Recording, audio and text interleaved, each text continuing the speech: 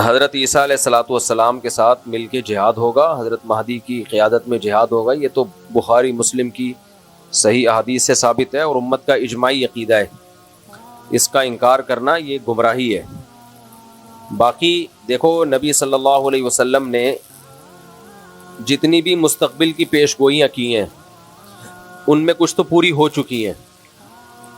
آپ صلی اللہ علیہ وسلم نے پیش گوئی کی تھی ایک آگ نکلے گی.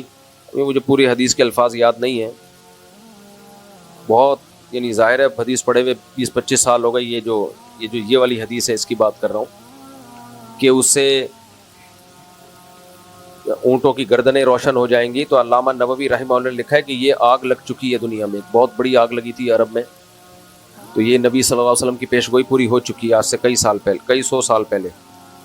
تو ایسے ہی نبی صلی اللہ علیہ وسلم کی جتنی بھی پیش گوئیاں ہیں کچھ پوری ہو چکی ہیں، کچھ پوری ہوں گی. لیکن نبی نے جو بھی مستقبل میں ہمیں بتایا کہ ہوگا اس میں ہمارا ایمان ہے ہوگا. لیکن ہم نے جو فیصلے کرنے ہیں وہ ان پیش گوئیوں کی بیس پہ نہیں کرنے ہیں. ہم نے موجودہ حالات کو سامنے رکھ کے فیصلہ کرنا ہے کہ ہمیں کیا کرنا چاہیے اور کیا نہیں کرنا چاہیے. ابھی ایک صاحب آئے میرے پاس ملنے کے لیے کہ فلاں ملک میں امام مہدی آئیں گے، تو میں ابھی وہیں جا رہا ہوں اور وہاں کچھ کرنے کا پروگرام ہے. میں نے اس کو روکا، میں نے کہا تمہارا دماغ خراب ہو گیا ہے، کہہ رہے امام مہدی وہاں نہیں آئیں گے. میں نے کہا آئیں گے نہیں آئیں گے یہ ایک الگ بحث ہے، جب آئیں گے وہ آنا ہوگا. آپ وہ کرو جو شریعت آپ کو ابھی حکم دے رہی ہے. اب امام مہدی دریافت ہوں گے، لوگ ان کو تلاش کریں گے بیت اللہ میں طواف کرتے ہوئے. تو اب یہ تھوڑی کہ میں عمرے پہ چلا جاؤں کہ امام مہدی آنے والے ہیں، مجھے کیا پتا کب آئیں گے. جب جو کام ہوگا وہ ہو کے رہے گا. ہم نے وہ کرنا ہے جس کی شریعت جس کا ہمیں حکم دے رہی ہے. دیکھو نبی صلی اللہ علیہ وسلم کی سیرت میں جہاد بھی نظر آئے گا آپ کو، دعوت بھی نظر آئے گی، برداشت بھی نظر آئے گا، انتقام لینا بھی نظر آئے گا. یہ سب چیزیں نبی صلی اللہ علیہ وسلم کی سیرت میں ہیں. انتقام بھی لیا آپ نے، برداشت بھی کیا آپ نے، جہاد بھی کیا آپ نے، جہاد کو ٹالا بھی ہے آپ نے. صلح حدیبیہ میں آپ نے جہاد کو ٹالا ہے. یہودیوں سے دشمنی بھی کی. ادھر توجہ کریں میری طرف، ادھر کیا دیکھ رہے ہیں. یہودیوں سے آپ نے دشمنی بھی کی اور یہودیوں سے معاہدے کر کے ایگریمنٹ بھی کیے جنگ بندی کے. تو اس سے پتہ چلتا ہے بھائی اسلام ہمیں حکم دیتا ہے گراؤنڈ ریئلٹی، زمینی حقیقت کو سامنے رکھ کے فیصلہ کرو. زمینی حقیقت کو سامنے رکھ کے فیصلہ کرو کیا کرنا چاہیے اور کیا نہیں کرنا چاہیے. تو دو میدان ہیں جو اسلام نے ہمیں دیے. ایک میدان ہے دعوت کا اور ایک میدان ہے جہاد کا. تو جہاد کے میدان میں یہ فیصلہ کرنا پہلے ضروری ہے کہ کہاں ہوگا کہاں نہیں ہوگا، اس کے اسباب کیا ہیں آپ کے پاس. نبی صلی اللہ علیہ وسلم نے مکہ میں 13 سال جہاد نہیں کیا، اسباب نہیں تھے. نوح علیہ السلام نے 950 سال جہاد نہیں کیا اس لیے کہ 40-50 لوگ پوری قوم سے نہیں لڑ سکتے تھے. بنی اسرائیل نے حضرت موسیٰ علیہ الصلاۃ والسلام جب تک نہیں آئے فرعون کے خلاف بغاوت نہیں کی، اور موسیٰ علیہ السلام کے آنے کے بعد بھی بغاوت نہیں ہوئی ہے. کیوں؟ فرعون بہت طاقتور تھا، وہ بنی اسرائیل کے بچے ذبح کر رہا تھا. تو جو قوم اپنے بچے ذبح ہونے سے نہیں بچا سک رہی، وہ اس کے خلاف تلوار لے کے کیسے چڑھ جاتی فرعون کے خلاف؟ اتنا طاقتور تھا. تو اللہ نے وہاں بھی اسباب اختیار کرنے کا حکم دیا. موسیٰ علیہ السلام سے فرمایا وَأَوْحَيْنَا إِلَىٰ مُوسَىٰ وَأَخِيهِ أَن تَبَوَّآ لِقَوْمِكُمَا بِمِصْرَ بُيُوتًا وَاجْعَلُوا بُيُوتَكُمْ قِبْلَةً کہ اے موسیٰ آپ اپنی قوم سے کہہ دیں کہ اپنے گھروں میں نماز پڑھو اور اللہ کی مدد کا انتظار کرو. بس یہ نہیں کہا کہ جا کے جو ہے نا فرعون پہ چڑھائی کر دو. صبر صبر صبر. اور پھر ایک دن حکم آیا کہ بنی اسرائیل کو لے کے آپ مصر سے نکل جائیں. وہاں بھی فرعون نے پیچھا کیا ہے، تو وہاں بھی یہ حکم نہیں دیا فرعون پہ چڑھائی کر دو. وجہ کیا ہے؟ طاقت کا توازن بولو ہے ہی نہیں، کوئی برابر بھی نہیں ہے نا. کوئی انتہائی طاقتور کے سامنے انتہائی کمزور. ہاں کہیں معجزہ ہو گیا تو ایک الگ بات ہے کہ کمزور کو اللہ نے بہت زیادہ طاقتور پہ غالب کر دیا، یا اللہ نے خود حکم دیا ہو کمزور کو کہ براہ راست کے لڑو، تو پھر تو لڑنے کے علاوہ کوئی آپشن نہیں ہے. جب تک آسمان سے وحی نہیں آ جاتی تو وہاں پھر اللہ کا حکم یہی ہے ان یکم منکم مئۃ یغلبوا مئتین. 100 اور 200 کا ریشو کم از کم ہونا چاہیے. آدھی طاقت ہونی چاہیے. آدھی بھی نہیں ہے تو میری اجازت نہیں ہے لڑنے کی. اتنی طاقت ہو تو جا کے کرو یہ کام, ورنہ آرام سے بیٹھے رہو, اس سے بھی جاؤ گے جو ہے. تو اس لیے اس وقت جہاں جہاد ہے وہاں تو ہے, ہم اس کے منکر نہیں ہیں, لیکن جہاں جہاد نہیں ہے وہاں لڑائی کا میدان گرم کرنے سے مسلمانوں کا نقصان زیادہ ہوگا, مسلمانوں کو فائدہ نہیں ہوگا, کیونکہ تمہارے پاس کچھ ہے نہیں لڑنے کو. تم اپنا دفاع کر لو, بہت بڑی بات ہے یہ. ابھی تو اپنے ملک کو بچا لو بس. اور ہمارے یہاں کہتے ہیں ملک پہ ادھر جا کے چڑھائی کر دو. ادھر چڑھائی کرو گے کن میزائلوں سے؟ امریکہ سے میزائل لے کے امریکہ پہ چڑھائی کرو گے؟ امریکہ تمہیں جہاز دے گا اپنے اوپر چڑھائی کرنے کے لیے؟ تو ابھی اپنے ملک کو بچا لو کسی طریقے سے, اس کی سالمیت خطرے میں ہے. ابھی سب سے بڑا جہاد یہی ہے کہ ملک بچا لو آپ. تو دوسرا میدان ہے دعوت کا. دعوت کا میدان کیا ہے؟ نرم, اس میں تلوار نہیں ہے. جو تبلیغ ہے, موسیٰ علیہ السلام کو اللہ نے فرعون کے پاس بھیجا, قولا لہ قولا لینا لعلہ یتذکر او یخشی. فرعون کے سامنے جا کے بھی آپ نے نرم لہجے میں بات کرنی ہے. تو فرعون سے بڑا ظالم دنیا میں کوئی ہو سکتا ہے؟ اور موسیٰ علیہ السلام سے زیادہ افضل دنیا میں کوئی ہو سکتا ہے؟ اتنے جلیل القدر پیغمبر کو کہا جا رہا ہے کہ ایسے ظالم کے سامنے بات کیسے کرنی ہے؟ بولو, نرم. تو آج ہماری دعوت میں نرمی ختم ہو گئی, دعوت میں نرمی ختم. جو جہاد کی جو میدان میں کرنے کی چیزیں تھیں وہ دعوت کے میدان میں ہو رہی ہیں. اس کو وہ بھی کافر ہے, وہ بے پردہ عورتیں. اب بے پردہ عورتوں میں بیان ہو رہا ہے تو یہ تھوڑی بیان ہوگا کہ تم سب جہنم میں جاؤ گے, سے وہ پردہ تھوڑی کر لیں گی. وہاں تو ادعو الی سبیل ربک بالحکمۃ والموعظۃ الحسنہ, اس کو تو حکمت سے دین کی دعوت دینی ہے, ان کو تو قریب کرنا ہے دین کی دعوت کے لیے. تو یہ بہت بڑا مسئلہ ہے. اب گھر میں جو شخص دیندار بن جاتا ہے وہ بدتمیز بہت ہو جاتا ہے. گھر میں جو بھائی نمازی پرہیزگار ہوگا وہ کیا ہوگا؟ بدتمیز. تو ماں باپ کہتے ہیں باقی سارے نارمل ہے, یہ کچھ عجیب سی چیز آ گئی ہے مارکیٹ میں. اس لیے ہمارے حضرت فرمایا کرتے تھے کہ گھر میں جو دیندار بنتا ہے نا, نماز پڑھتا ہے, اس کو اپنے اخلاق بہت زیادہ اچھے کرنے پڑیں گے, بہت زیادہ اپنے اخلاق کو پہ محنت کرنی پڑے گی اس کو. تو دیندار لوگوں کو چاہیے بہت زیادہ احتیاط برتیں وہ, اس سے اللہ ان کے درجات بلند کرے گا. بات بہت لمبی ہو گئی.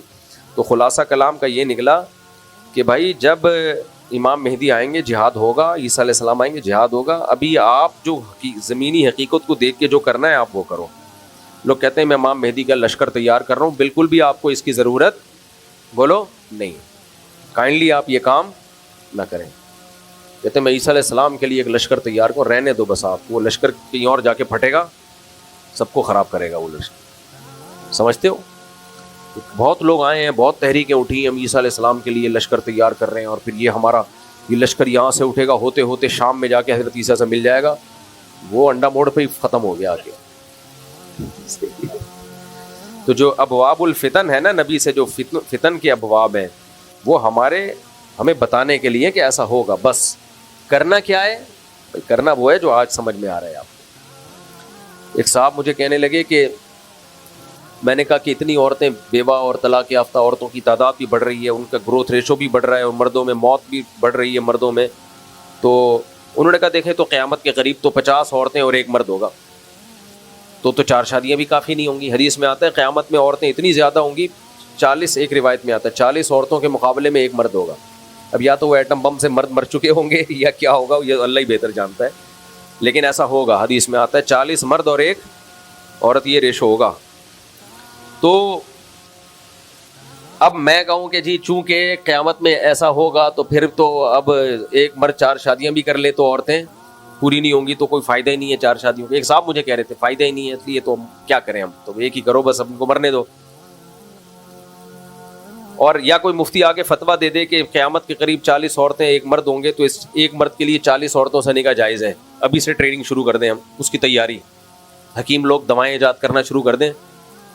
بھئی ایک مرد اور 40 عورتیں ہوں گی, تو ایک مرد کو 40 عورتوں سے نکاح تو کرنا پڑے گا نا, تبھی تو عورتیں نمٹیں گی. تو اس لیے ہم ابھی سے تیاری شروع کر دیں, دوائیں کھانا لوگوں کو شروع کر دیں, اور فتویٰ دینا شروع کر دیں بھائی 4 سے زیادہ بھی جائز ہے. تو کہ یہ عقل مندی کا کام ہوگا؟ کوئی عقل مندی کا کام. اب اگر کوئی کہے بھائی ابھی جو ہے نا آپ لوگوں کو سمجھائیں, تیار کریں, 4 سے زیادہ شادیاں کریں, کیونکہ ایک وقت آنے والا ہے کہ عورتیں اتنی ہوں گی, تو اس کا جواب کیا ہے؟ بھائی جب وہ وقت آئے گا تو اس وقت دیکھا جائے گا. ابھی ہم نے ابھی کے حساب سے اتنی عورتیں نہیں ہیں, ایک کے مقابلے میں 4 بھی نہیں ہیں. تو ابھی کے حساب سے جو ہے نا ہم اس پہ فتویٰ دیں گے, تو مستقبل میں جو ہوگا وہ ہوگا. تو ایسے تو حدیث میں آتا ہے کہ جب قیامت آئے گی نا تو ایک شخص بھی اللہ کا نام لینے والا نہیں ہوگا. اب ہم کہیں چونکہ سب خراب ہو ہی جائیں گے تو لوگوں کی اصلاح کی ضرورت کیا ہے؟ تو بھائی ہم نے تو ابھی اصلاح کرنی ہے, لوگوں کو جہنم سے بچانا ہے. جو ہونا ہوگا وہ جب ہونا ہوگا وہ ہو جائے گا. ہم نے ابھی کو دیکھ کے چلنا ہے کہ ابھی کیا ہوگا. منگنی کے بعد عید اور دیگر موقعوں پر لڑکی کو لڑکے والوں کے گھر کی طرف سے دیے جانے والے تحائف کیسے ہیں؟ یہ منگنی ہی نہیں ہے اسلام میں, تو منگنی کے بعد تحفے کہاں سے ہو گئے؟ خطبہ کا لفظ ہے عربی میں, اور حدیث میں بھی خطبہ کہتے ہیں نکاح کا پیغام بھیجنا. بھائی آپ کو کوئی رشتہ پسند آ رہا ہے, 2 رکعت پڑھ کے استخارہ کیا, سنت استخارہ, اس میں نکلے گا کچھ بھی نہیں, اس میں نکلتا کچھ بھی نہیں ہے. استخارہ ایک دعا ہے, اللہم ان کنت تعلم ان ھذا الامر خیر لی فی دینی و معاشی و عاقبۃ امری فاقدرہ لی. اللہ مقدر کر دے اگر یہ بہتر ہے تو بس 2 رکعت پڑھ کے دعا مانگی, اور کرنا کیا ہے جو سمجھ میں آ رہا ہے, جو سمجھ میں آ رہا ہے تو وہ کر لینا ہے. جیسے میں نے جب دوسری شادی کا ارادہ کیا, جہاں میں نے پیغام بھیجا استخارہ بھی احتیاطاً کر لیا, اور دل میں یہ تھا کہ کرنا تو ہے یہیں پہ. کرنی کہاں ہے؟ یہیں کرنی ہے, چاہے استخارے میں نو آئے یا استخارے میں یس آئے. وجہ اس کی ہے کہ استخارے میں کچھ بھی نہیں نکلتا, اگر کچھ نکلا تو آپ کا اپنا دماغی تخیل ہے. استخارہ اللہ سے مدد لینے کا نام ہے کہ اللہ اگر یہ بہتر نہیں ہے تو ویسے ہی ہٹا دے بس اس کو. تو یہ ہمارے نبی نے کتنے نکاح کیے. حضرت موسیٰ علیہ السلام کا واقعہ میں 20 دفعہ سنا چکا ہوں. جب مدین گئے تو جن بچیوں کی خدمت کی آپ نے, لڑکیوں کی خدمت کی, ان کے والد نے بلایا, اسی مجلس میں کہا کہ ان میں سے ایک بیٹی کا آپ سے نکاح کرنا چاہتا ہوں, اعلیٰ ان تأجرنی 8 حجج, آپ 8 سال بکریاں چلائیں. ہمیں تو نہیں ہے کہ موسیٰ علیہ السلام گئے کمرے میں جا کے استخارہ نکالا انہوں نے, اور 6 مہینے استخارہ نکالتے رہے. فوراً فرمایا ذالک بینی و بینک, قبول ہے. ٹھیک ہے, کیا فرمایا؟ قبول ہے. تو منگنی اسلام میں نہیں ہے. نکاح کا پیغام بھیجیں, پہلے سوچ لیں, استخارہ بھی کر لیں, مشورہ بھی کر لیں, پیغام بھیجیں, اور سامنے والے یا تو ہاں کریں یا نہ کریں, وہ بھی سوچ لیں. سوچنے کے بعد نہ کرنا ہے نہ, ہاں کرنے کا مطلب ہے آؤ نکاح پڑھو. ہاں کرنے کا مطلب کیا ہے؟ چلو بھائی ہماری طرف سے قبول ہے تو اب یہ تمہاری امانت ہے. رخصتی میں تاخیر ہو سکتی ہے کسی وجہ سے, نکاح میں تاخیر بولو نہیں ہونی چاہیے. رخصتی میں اگر ہے تو بھائی ابھی کوئی مسئلہ ہے, نہیں رخصتی کر پا رہے, نکاح تو پھر جو مرضی تحفے تحائف بھیجتے رہیں تو منگیتر کچھ بھی نہیں لگتی. سمجھتے ہو, اس کو تحفے اور گفٹ بھیج کے فری کرانے کی ضرورت نہیں ہے. اور منگنیوں میں ٹوٹنے کا ریشو بھی بہت زیادہ ہوتا ہے, کیونکہ اسی دوران ادھر ادھر بھی سیٹنگ اس کی بھی ہو چکی ہوتی ہے اور اس کی بھی ہو چکی ہوتی ہے. منگنی ہے نا, اس کے کوئی شرعی عقد تو ہے نہیں ہے. کیا قرآن کو اردو میں پڑھنے تاکہ سمجھا جا سکے, کیا اس طرح پڑھنے سے بھی ثواب ملتا ہے, لیکن جو اصل ثواب عربی میں پڑھنے سے ملتا ہے. قرآن اللہ کا کلام ہے جو عربی میں ہے, وہ انگلش یا اردو میں نہیں ہے. نبی صلی اللہ علیہ وسلم نے فرمایا جس نے الف لام میم پڑھا اس کو 30 نیکیاں ملتی ہیں. حضرت مولانا شرف علی تھانوی رحمہ اللہ نے بڑی زبردست بات لکھی ہے. فرمایا نبی نے مثال دی ہے حروف مقطعات کی, جن کا مطلب اللہ کے سوا کسی کو معلوم نہیں ہے. تو اس سے پتہ چلتا ہے قرآن بغیر مطلب کے سمجھے بھی 30 نیکیاں ملتی ہیں, 3 کلموں پر مشتمل ایک لفظ, ایک کلمہ پڑھنے سے. تو الف 10 نیکیاں, لام 10 نیکیاں, میم 10 نیکیاں. تو یہ بغیر سمجھے پڑھنے پر ہے, تو سمجھ کے بھی پڑھو اور بغیر سمجھے بھی پڑھو. آپ جو مطالعہ کرتے ہیں نا قرآن کا, اس پہ تلاوت کا ثواب نہیں ملتا. ٹھیک ہے, تفسیر سمجھنے کا ثواب مل جاتا ہے, تو تلاوت کا ثواب جب بھی ملتا ہے. اچھا, میری تفسیر کے لیکچر ہیں مفتی طارق مسعود اسپیچز جو ہمارا چینل ہے, تو اس پہ جا کے وہ لیکچر سنیں شروع سے, اس سے قرآن انشاءاللہ آپ کو قرآن کی زبان میں سمجھ میں آئے گا. تو تفسیر بھی پڑھا کریں, تلاوت بھی کیا کریں. جلی مکمل کر لیں میرے بھائی, ہو گیا صلاۃ التسبیح ہو گیا. کیا غزوہ ہند کا کیا حکم ہے؟ غزوہ ہند کا حکم یہ ہے کہ آرام سے انسان کے بچے بیٹھ کے پاکستان کو بچانے کی کوشش کرو, جب ہونا ہوگا ہو جائے گا. ابھی ملک کی حالت دیکھو, ملک کو بچاؤ. ابھی فی الحال اکنامکلی ملک کو مضبوط کرو. کھانے کو روٹی نہیں ہے لوگوں کے پاس, دھماکے کتنے ہو رہے ہیں, دہشت گرد ادھر, دہشت گردوں کو کچھ ڈاکو آئے تھے, ان کو پکڑ کے اللہ کا شکر ہے لوگوں نے اگلے پچھلے سب گناہ ان کے معاف کر دیے. ابھی یہ کام کرو. پھر کوئی اٹھے گا غزوہ ہند کے نام پہ چندہ کرنا شروع کر دے گا, اور پھر تمہیں کہیں لے جائے گا ایسے انلیگل کاموں میں. پھر ایجنسیاں اٹھاتی ہیں, چمڑیاں ادھیڑتی ہیں, پھر مسنگ پرسن بن جاتے ہو, پھر نئے کیسز شروع ہوتے ہیں. آرام سے انسان کے بچے بنو, پڑھائی کرو, نماز پڑھو, روزہ رکھو, تبلیغ میں وقت لگاؤ, لوگوں کو دین کی دعوت دو تبلیغ میں نکل کے, اور ملک کو بچانے کی بات کرو. پیشاب کے قطروں کا گمان ہوتا ہو تو وضو کا کیا حکم ہے؟ گمان سے وضو نہیں ٹوٹتا. پیشاب کا قطرہ نکلنے کا اتنا یقین ہو کہ قسم اٹھا کے کہے کہ میرا پیشاب کا قطرہ نکلا ہے. بعض لوگ کہتے ہیں ہم کنفیوز ہیں, قسم اٹھائیں کہ نہیں اٹھائیں. اس کا مطلب نہیں اٹھا سکتے آپ. 100% یقین ہو پھر وضو ٹوٹے گا. کیا پب جی وغیرہ انہوں نے صحیح ٹائم ویسٹنگ ہے بھائی, برائی ہے یہ, اس کو سے بچاؤ اپنے آپ کو. بس آخری 2 سوال رہ گئے, ابھی ہو گئے. کیا صلاۃ التسبیح مستند عمل ہے؟ صلاۃ التسبیح اختلافی مسئلے مت چھیڑا کرو رمضان میں خاص طور پہ. پھر جب چھیڑتا ہوں تو پھر کمنٹس آنا شروع ہوتے ہیں. پوچھ لیا ہے تو بتا دیتا ہوں. صلاۃ التسبیح پر چند پوائنٹ یاد رکھو. سب سے پہلی بات, کوئی صحیح حدیث اس پر موجود نہیں ہے. کوئی ایک بھی ایسی حدیث نہیں ہے جس کی سند بالکل ٹھیک ہو. لیکن چونکہ بہت کثرت سے حدیثیں ہیں تو محدثین کا اصول ہے کہ ضعیف حدیث تعدد طرق کی وجہ سے حسن درجے کو پہنچ جاتی ہے, قابل قبول بن جاتی ہے. میں نے جب یہ بات کہی نا تو ایک صاحب نے کمنٹس کیے ہوئے تھے, بہت سارے لوگ مل کے جھوٹ بولیں تو کیا وہ سچ ہو جائے گا؟ بھائی بہت سارے لوگ مل کے جھوٹ نہیں بول رہے. ضعیف حدیث موضوع من گھڑت نہیں ہوتی. اگر راوی کا جھوٹا ہونا ثابت ہو جائے نا تو وہ حدیث ضعیف نہیں کہلاتی, وہ تو موضوع من گھڑت کہلاتی ہے. تو ضعیف کا مطلب یہ ہے کہ راوی میں کچھ سقم ہے, اس کی میں ابھی ڈیٹیل میں نہیں آتا, تو اس کی وجہ سے یقین نہیں ہے. لیکن جب بہت سارے طریقے طرق سے وہ حدیث ثابت ہوگی تو محدثین کا اصول ہے کہ وہ درجہ حسن تک پہنچ جاتی ہے. تو اسی بیس پر جمہور علماء کا مذہب یہ ہے کہ اگرچہ صلاۃ التسبیح پر کوئی صحیح حدیث موجود نہیں ہے, لیکن چونکہ اتنے طریقوں سے اتنی سندوں سے مروی ہے تو اس میں قابل قبول ہے, لہذا اس پر عمل کرنا چاہیے. لیکن بعض علماء کا موقف یہ ہے کہ یہ اصول تو اپنی جگہ درست ہے کہ بہت ساری ضعیف حدیث ہوں گی تو وہ عمل حسن کو پہنچ جاتا ہے, وہ حدیث حسن ہوتی ہے, وہ قابل قبول ہوتی ہے, اس سے شرعی مسئلہ بھی ثابت ہو جاتا ہے. لیکن ان کا اصول یہ ہے بہت سارے علماء کا, جس میں علامہ ابن تیمیہ رحمہ اللہ بھی داخل ہے, اور میرا بھی رجحان اسی رائے کی طرف ہے, وہ یہ ہے کہ اگرچہ ضعیف حدیث جب بہت کثرت سے ہو تو وہ قابل قبول ہے, وہ حسن ہے, لیکن اس سے جو عمل ثابت ہو رہا ہے اگر وہ متواتر حدیثوں کے بالکل اگینسٹ ہے تو پھر حنفیہ کا موقف یہ ہے کہ صحیح بخاری کی حدیث بھی اگر متواتر کے خلاف ہوگی تو حنفیہ رد کر دیتے ہیں, تو حسن کو کیسے قبول کیا جائے؟ تھوڑی گاڑی بات ہو گئی, اوپر سے گزر گئی ہو. ان کو عربی میں سمجھائیں آپ میں کیا کہہ رہا ہوں, بس مکمل. السلام علیکم, جلدی جلدی. ہاں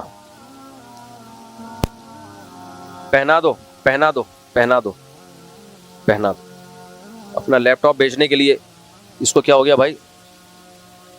لیپ ٹاپ میں نے ہیلو, ہاں بھائی میں نے لیپ ٹاپ بھیجا ہے کسی کو نا صدر میں بیچنے کے لیے اپنا, تو کہہ رہے مجھ صاحب 180 لگ رہے تھے لیکن یہ بندہ اب 170 میں لے رہا ہے. میں نے کہا پہنا دے, پہنا. تو میں یہ عرض کر رہا تھا, سمجھ میں آ رہی ہے بات جو میں علمی ایک بات بیان کر رہا ہوں. حنفیہ کا جو اصول فقہ میں ہے نا, جو ہم پڑھتے ہیں اصول فقہ میں, احناف کا موقف یہ ہے کہ اگر ایک عمل متواتر حدیث جس کو بہت لوگ نقل کر رہے ہیں, اور قرآن تو سب پورا متواتر ہے, اس سے اگر ثابت ہو تو اس کے مقابلے میں اگر بخاری کی حدیث بھی آ جائے گی تو رد کر دیا جائے گا. یہ احناف کا موقف ہے, جو بہت 100% یقینی ہے اس کو لیا جائے گا. تو اب یہ جو ہم نماز پڑھتے ہیں ڈیلی بیسس پہ, رکوع میں تسبیحات, سورہ فاتحہ پڑھی, پھر اس کے بعد سورت ملا کے فوراً رکوع کرتے ہیں, تو متواتر حدیثوں سے جو نماز ثابت ہے اس نماز سے یہ پتہ چلتا ہے کہ آپ تلاوت اور رکوع میں تاخیر نہیں کر سکتے. اگر آپ نے تاخیر کی سجدہ سہو لازم ہو جائے گا آپ کے اوپر, سجدہ سہو لازم ہوگا.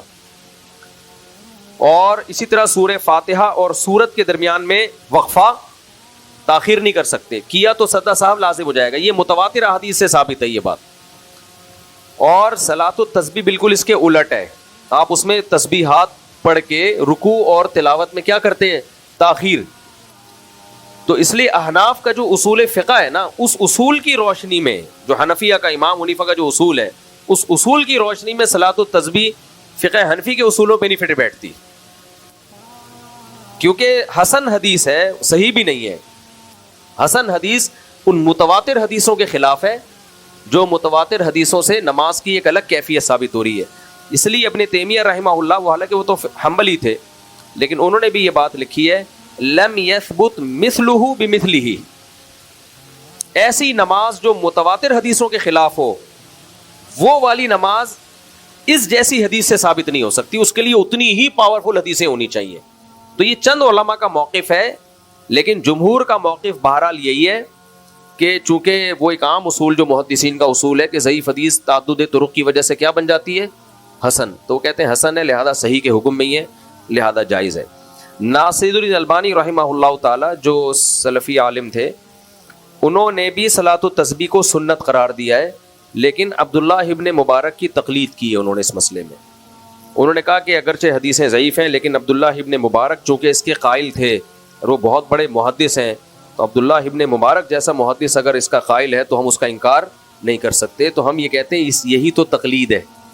اسی کو کیا کہتے ہیں؟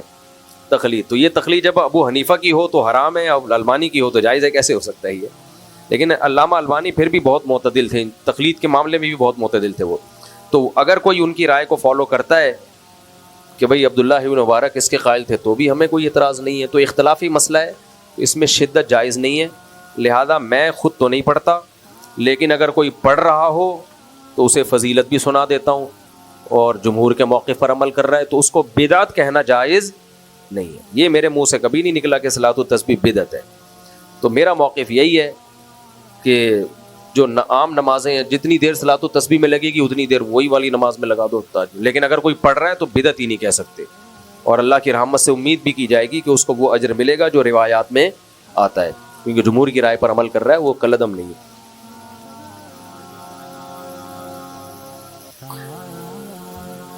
بچی کا نام آپ 2-4 نام بتائیں، ان میں سے ایک سلیکٹ کر کے بتا دیتا ہوں میں.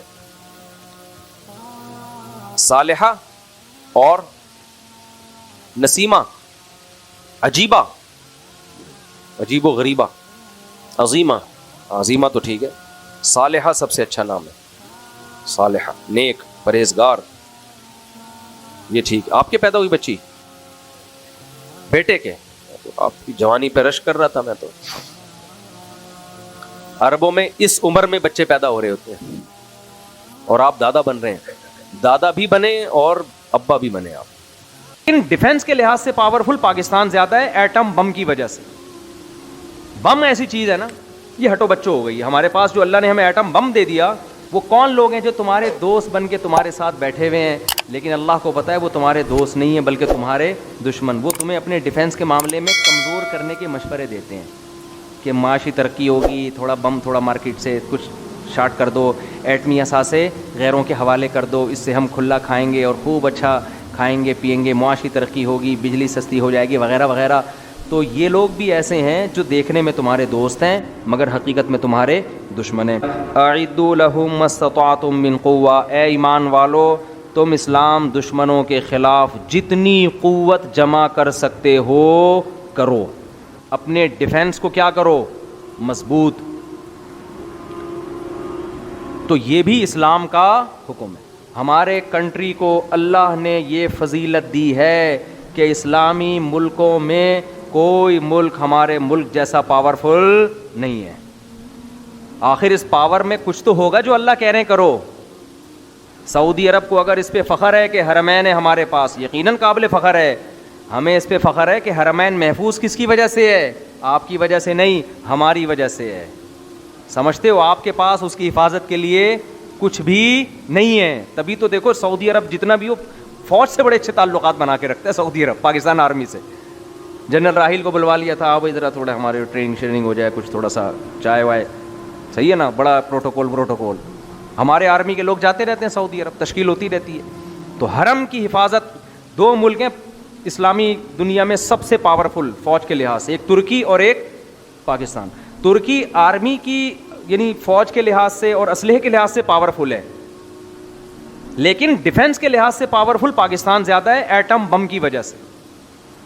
بم ایسی چیز ہے نا, یہ ہٹو بچوں ہو گئی ہمارے پاس, جو اللہ نے ہمیں ایٹم بم دے دیا, یہ ایسی چیز ہے جیسے کوئی آپ کے پاس چھری نکال کے آپ کی جیب سے آپ سے پیسے چھیننے کی کوشش کرے اور آپ جیب سے بم نکال لو. آپ جیب سے کیا نکال لو؟ بم. وہ لڑے گا آپ سے, کہے گا بھائی جو کچھ میرے پاس ہے وہ بھی تو لے. تو اب کوئی بھی ہمارے ملک پہ حملے کی بات کرتا ہے, کوئی بھی جتنا مرضی ڈراتا ہے, کچھ بھی کرے, ہم بولیں بھائی بم ہے. کیا ہے ہمارے پاس؟ کیا ہے؟ بم ہے. تو جس نے بھی پاکستان کو ایٹمی طاقت بنانے میں بڑا کردار ادا کیا ہے نا, اس کا ہم سب پر بہت بڑا احسان. تو اللہ کیا فرماتے ہیں؟ اعدوا لهم ما استطعتم من قوة, تم جتنی قوت اکٹھی کر سکتے ہو دشمن کے خلاف اپنی ڈیفنس میں وہ طاقت جمع کرو. ومن رباط الخیل, آگے اللہ نے بتا دیا ایسا نہ ہو کوئی صوفی اٹھے اور کہے یہاں قوت سے روحانی قوت مراد ہے. قوت سے کیا مراد ہے؟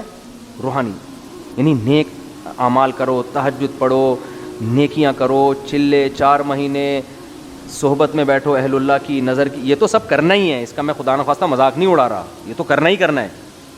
لیکن یہ ہو سکتا ہے جیسے منکرین حدیث نے کیا کہا کہ نماز جو ہے نا, نماز سے مراد ہے 5 ٹائم میٹنگ, اور وضو سے مراد ہے اپنے آپ کو گندگیوں سے پاک کر کے مسجد میں آنا. یعنی یہ والا وضو ہی مارکیٹ سے کیا کر دیا انہوں نے؟ شارٹ. تو اس لیے اللہ تعالیٰ کو یہ معلوم تھا کہ کچھ اٹھیں گے فلاسفر اور وہ یہ کہیں گے قرآن جو کہہ رہا ہے نا اعدوا لهم ما استطعتم من قوة, دشمن کے خلاف قوت اکٹھی کرو, تو وہ قوت سے یہاں کون سی قوت مراد لے لیں گے؟ روحانی قوت. پھر عاملوں کے ٹوپی ڈرامے بھی شروع ہو جائیں گے. ہم نے اتنے عملیات کر لیے ہیں کہ پاکستان کا بارڈر کیا ہو گیا ہے؟ محفوظ. 3 مسٹنڈے اس بارڈر پہ بٹھا دیے ہیں, 6 مسٹنڈے اس بارڈر پہ. انہوں نے جنات کے ذریعے کنٹرول کیا ہوا ہے. ٹھیک ہے. تو اس لیے اللہ نے فرمایا کہ یہاں قوت سے مراد کیا ہے؟ من رباط الخیل, گھوڑے باندھ کے رکھو. اس زمانے کا سب سے بڑا ہتھیار کیا تھا؟ گھوڑا. اور حدیث میں اس آیت کی تفسیر ہے, آپ نے فرمایا الا ان القوۃ الرمی, الا ان القوۃ الرمی, الا ان القوۃ الرمی.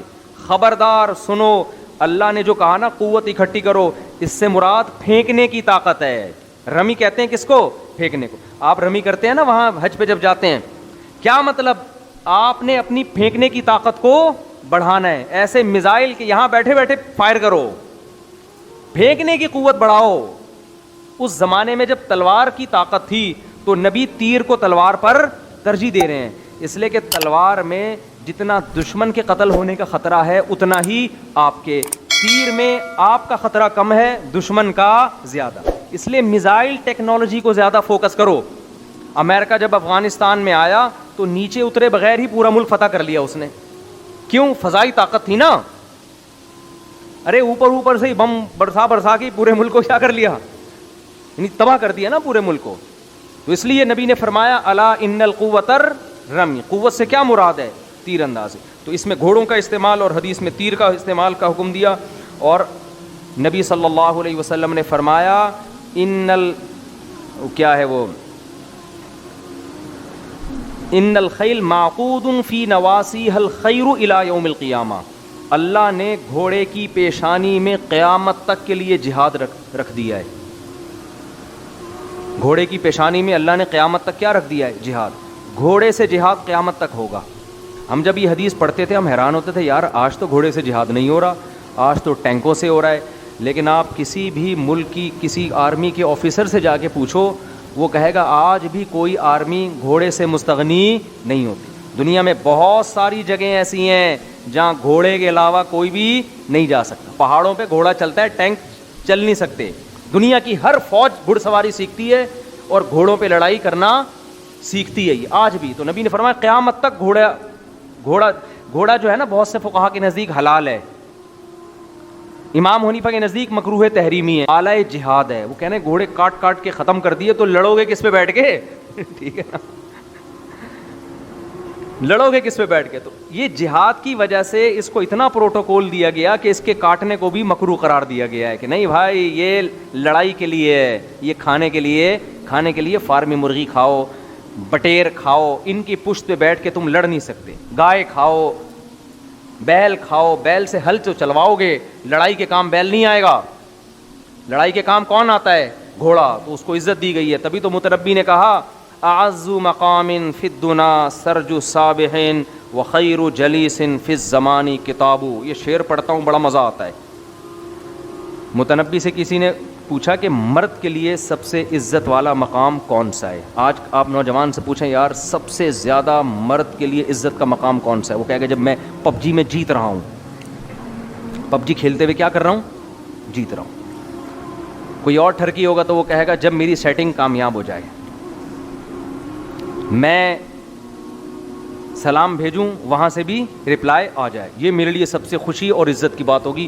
دوستوں کو فخر سے بتاتا ہے الحمدللہ سیٹنگ کامیاب. لیکن متنبی کا یہ کانسیپٹ نہیں تھا, کیونکہ آج سے 1000 سال پہلے گزرا نا.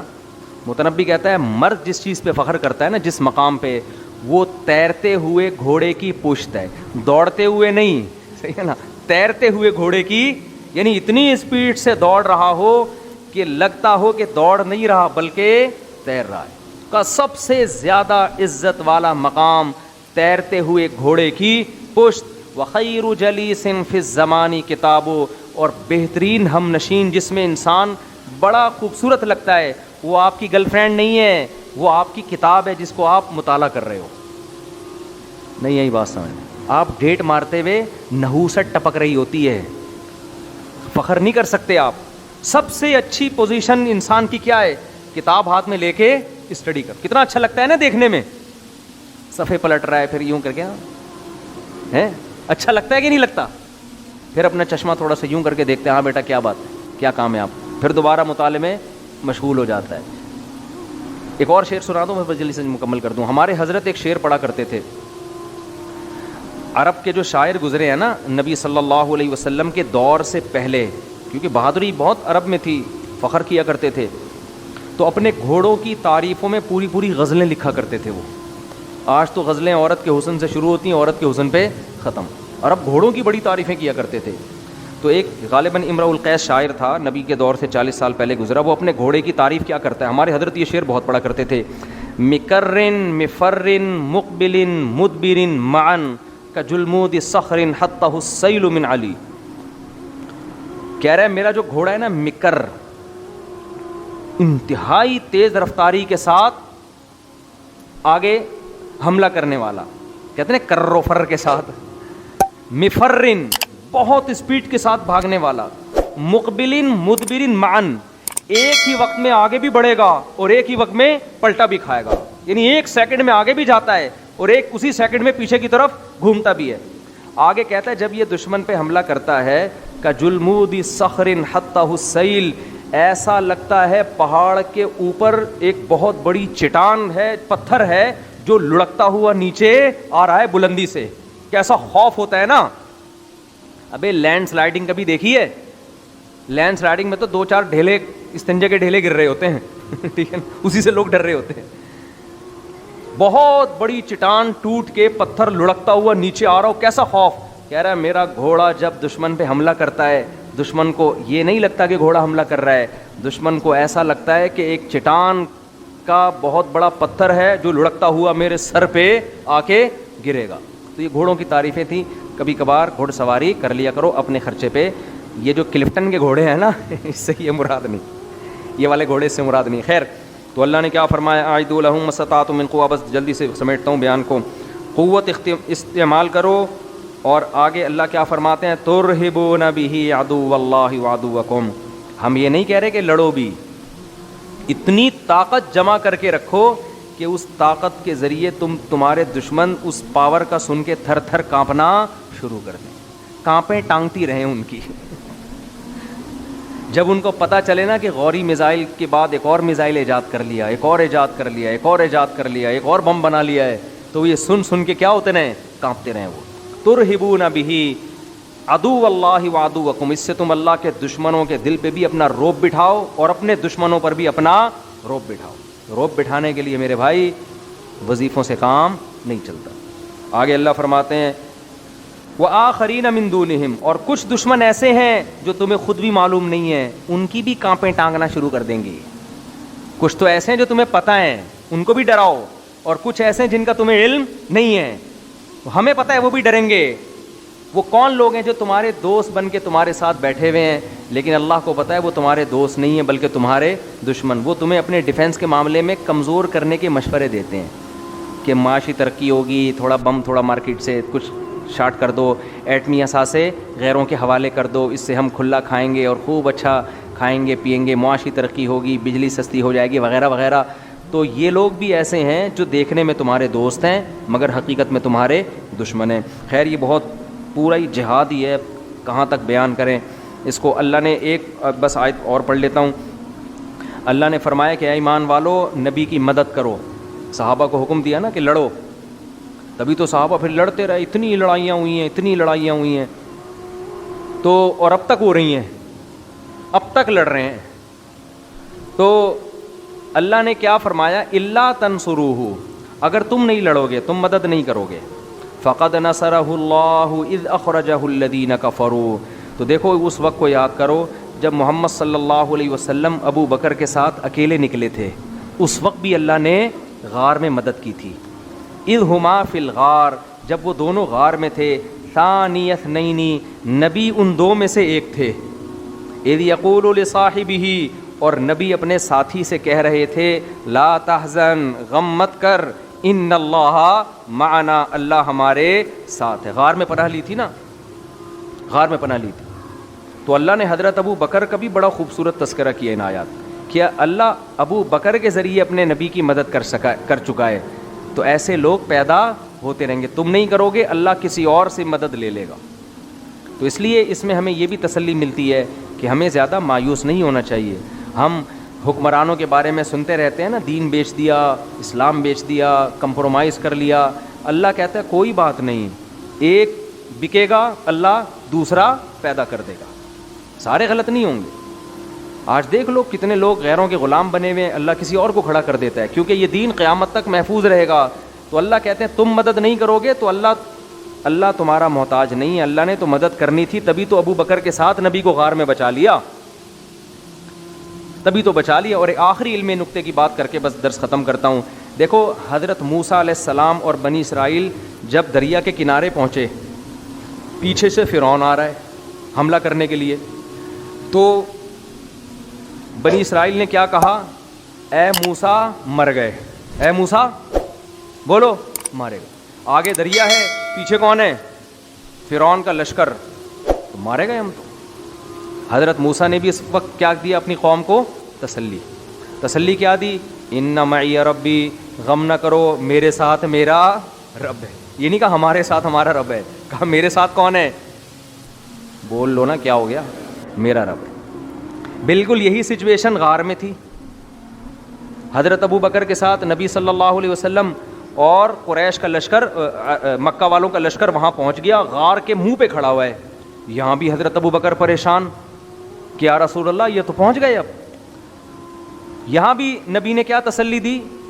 ان اللہ معنا، غم نہ کرو، اللہ ہمارے ساتھ ہے. یہاں نبی ابو بکر کو اپنے ساتھ ملا رہے ہیں، وہاں موسیٰ علیہ السلام بنی اسرائیل کو اپنے ساتھ نہیں ملا رہے کہ میرے ساتھ میرا رب ہے. اس پر بعض لوگوں نے حضرت موسیٰ کی توہین کی ہے کہ دیکھو حضرت موسیٰ کو اپنی قوم کا خیال نہیں تھا، لیکن ہمارے نبی کا ظرف اتنا بڑا تھا کہ اپنے ساتھی کو بھی آپ نے یاد رکھا. یہ نہیں کہا میرے ساتھ میرا رب ہے، بلکہ ہمارے ساتھ.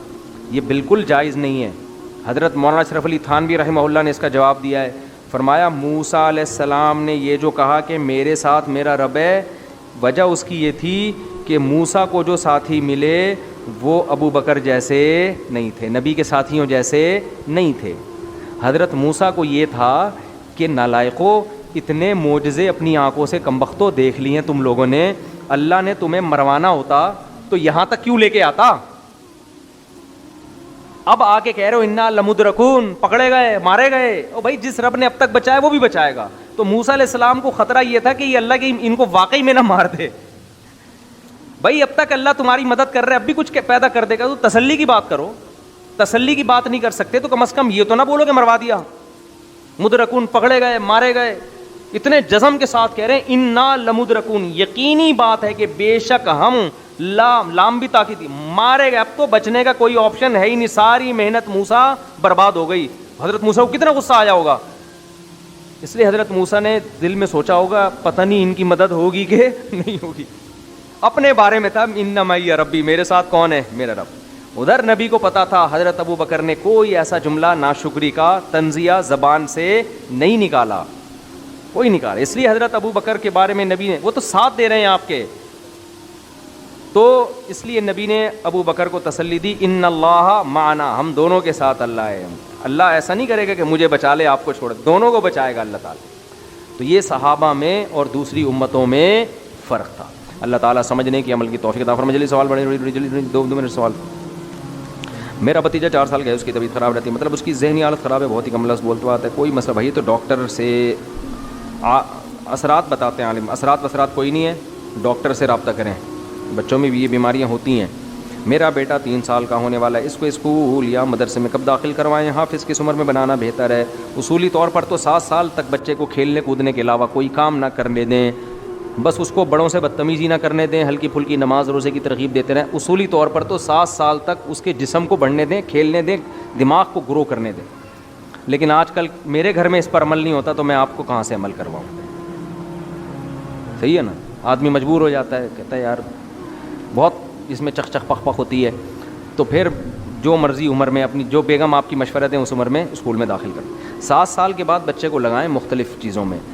تو اتنے چھوٹے بچے پہ محنت زیادہ ہوتی ہے، آؤٹ پٹ بہت کم ہوتا ہے اس کا، کیونکہ اس کے دماغ میں اتنی صلاحیت نہیں ہوتی. اتنے تھوڑا سا سمجھدار ہو جائے گا، کم وقت میں حفظ کر لے گا اور بہت ساری چیزیں سیکھ لے گا. ہم نے تو اپنے کزنوں کو اور بہت سارے لوگوں کو دیکھا ہے کہ وہ انٹر تک نالائق تھے. اب وہ کزن کہیں ناراض نہ ہو جائیں، اس کے بعد جا کے انہوں نے پڑھنا شروع کیا، اب کہاں سے کہاں نکل گئے وہ. تو بہت دفعہ ایسا ہوتا ہے. یہ عمر ابھی اتنی سیریس عمر نہیں ہے کہ آپ اس میں بہت زیادہ سیریس ہو جائیں. ہائے بچہ پڑھ نہیں رہا، ابے بھائی ابھی کھیلنے تو بنٹے کھلاؤ اس کو، بولو وہ وہاں جا یوں کر کے دیکھ نشانہ. ٹھیک ہے نا؟ ٹھیک ہے، کھیلنے کودنے کی عمر ہے ان کی. تھوڑا بڑے ہونے تو ان کو ٹھٹرے رہ جائیں گے، اتنے سے ہو جائیں گے وہ، ان پہ بوجھ نہ ڈالو زیادہ. ہلکا پھلکا تھوڑا بہت پڑھا دو ان کو، بس چلتے پھرتے. ہمارے والد صاحب ایسے پڑھاتے تھے ہمیں، تھوڑی دیر لا کے بٹھاتے تھے، کہتے تھے ربنا، مجھے اب تک یاد ہے، ہم کہتے تھے ربنا، کہتے آتینا، ہم کہتے تھے آتینا، آگے میں بھول جاتا. پھر وہ کہتے تھے آگے پڑھو، فی دنیا، پھر ہم کہتے فی دنیا. اب آگے پھر ہمیں نہیں آ رہا ہوتا تھا. مجھے تو الف با جب میں نے والد صاحب سے پڑھنا شروع کیا تو وہ بھی مجھے یاد ہے، وہ ایسے الف بول دیا، ہم نے کہا الف، آگے ہمیں آ نہیں رہا. والد صاحب کہتے تھے ایسے کر کے نا، با نہیں بول رہے، اس اشاروں سے ہم سمجھتے تھے اچھا با، ٹھیک ہے. تو ایسے ہنس کھیل کے ہمارے والد نے ہمیں الف با تا تھا سکھائے. آج کیا ہو رہا ہے؟ الف آگے بول. آپ لوگوں نے بھی قاری صاحب کا انہوں نے بنایا، فن والوں نے، آگے پڑھ. وہ بیچارے سے نکل نہیں رہا ہوتا، وہ ہکلا ہو جاتا ہے اسی چکر میں. ٹھیک ہے، اتنا بوجھ اس کے اوپر ڈالتے ہیں کہ وہ ہکلا ہو جاتا ہے، نکل نہیں رہا ہوتا. پھر اس کو ڈانٹتے ہیں، ٹارچر کرتے ہیں. ابے بھائی کھیلنے کودنے دو. 7 سال تک تو اللہ نے یہ بھی نہیں حکم دیا کہ نماز کا حکم دو اس کو، نماز جیسی چیز بھی نہیں ہے، تو کھیلنے دو ان کو. دل بہلانا، غیر اخلاقی سرگرمیوں سے بچاؤ، بڑوں سے بدتمیزی سے بچاؤ، بڑوں سے بدتمیزی نہ کرنے دو اس کو. ادب ایک دفعہ نکل گیا تو اس سے بڑا پھر خطرناک کوئی نہیں بنے گا. ادب سکھاؤ اس کے بعد پھر 7 سال میں تھوڑا تمیز سکھاؤ اور پڑھنا لکھنا سکھاؤ. لیکن آج کل اس پر عمل ہوتا نہیں. ہمارے گھر میں نہیں ہو رہا تو آپ کے گھر میں کہاں سے ہوگا؟ تو کیونکہ نہیں، آج کل گھر والے اس پہ راضی نہیں ہوتے، تو آپ زیادہ دباؤ ڈالو گے تو وہ آپ کے سر کے جو رہے سہ بال ہیں وہ بھی کیا ہو جائیں گے؟ ختم. خواتین کہتی ہیں بھائی ہم نے نہیں پالنا، اسکولوں میں بھیجو، تو وہ بھی اسکول میں بھیج دیتی ہیں. وہ آدھا دن اسکول بچے پالتے ہیں. کیسے؟ آدھا دن اسکول پالتا ہے، اس کے بعد آ کے ویڈیو گیم پالے گا، ہگائی متائی کا سارا سیٹ اپ پیمپر نے لیا ہوا ہے. تو اس طرح آٹومیٹیکلی بچے پل پل کے اطلاع ملتی ہے کہ بڑے ہو گئے ہیں. ایک دن پتہ چلتا ہے کہ بچے کیا ہو گئے ہیں؟ بڑے ہو گئے. تو اس طرح سے چل رہا ہے سیٹ اپ. پھر ٹیوشن جاتے ہیں، یہی چل رہا ہے. اللہ تعبدوا الا ایہ، عبادت کس کی ہوگی؟ صرف اللہ کی. عبادت میں وَمَن يَدْعُو مَعَ اللَّهِ، اللہ کے سوا کسی کو پکارنا عبادت ہے. قرآن میں دوسری جگہ پر آتا ہے صرف یا اللہ مدد، یا علی مدد، یا غوث آدم مدد، یا رسول اللہ مدد. یہ نعرے لگانا بولو نا چھوڑ دو. صرف کیا چلے گا؟ یا اللہ مدد. اس کے علاوہ کوئی نعرہ نہیں لگانا. مدد کس سے مانگی جائے گی؟ اللہ سے. بار بار واقعہ سناتا ہوں نا. ایک بندے نے کہا میرا آدھا دھڑ فالج ہو گیا ہے، ہر جگہ چلا گیا، ٹھیک نہیں ہو رہا. سنا ہے کہ مزار پہ جانے سے ٹھیک ہو جائے گا، مزار میں جو بابا ہیں ان کے پاس جاؤں گا وہ ٹھیک کر دیں گے، ان کی کرامت ہے. میں نے کہا وہ ان کے دونوں دھڑ کام نہیں کر رہے, تبھی تو ان کو قبر میں دفنایا ہے. ابے بھائی مردے کی ذرا سی انگلی بھی کام کر رہی ہو نا, آدمی ڈر کے بھاگ جائے. بندے کے دونوں دھڑ بالکل کام کرنا چھوڑتے ہیں تبھی اس کو پھٹے پہ لٹا کے غسل دیا جاتا ہے.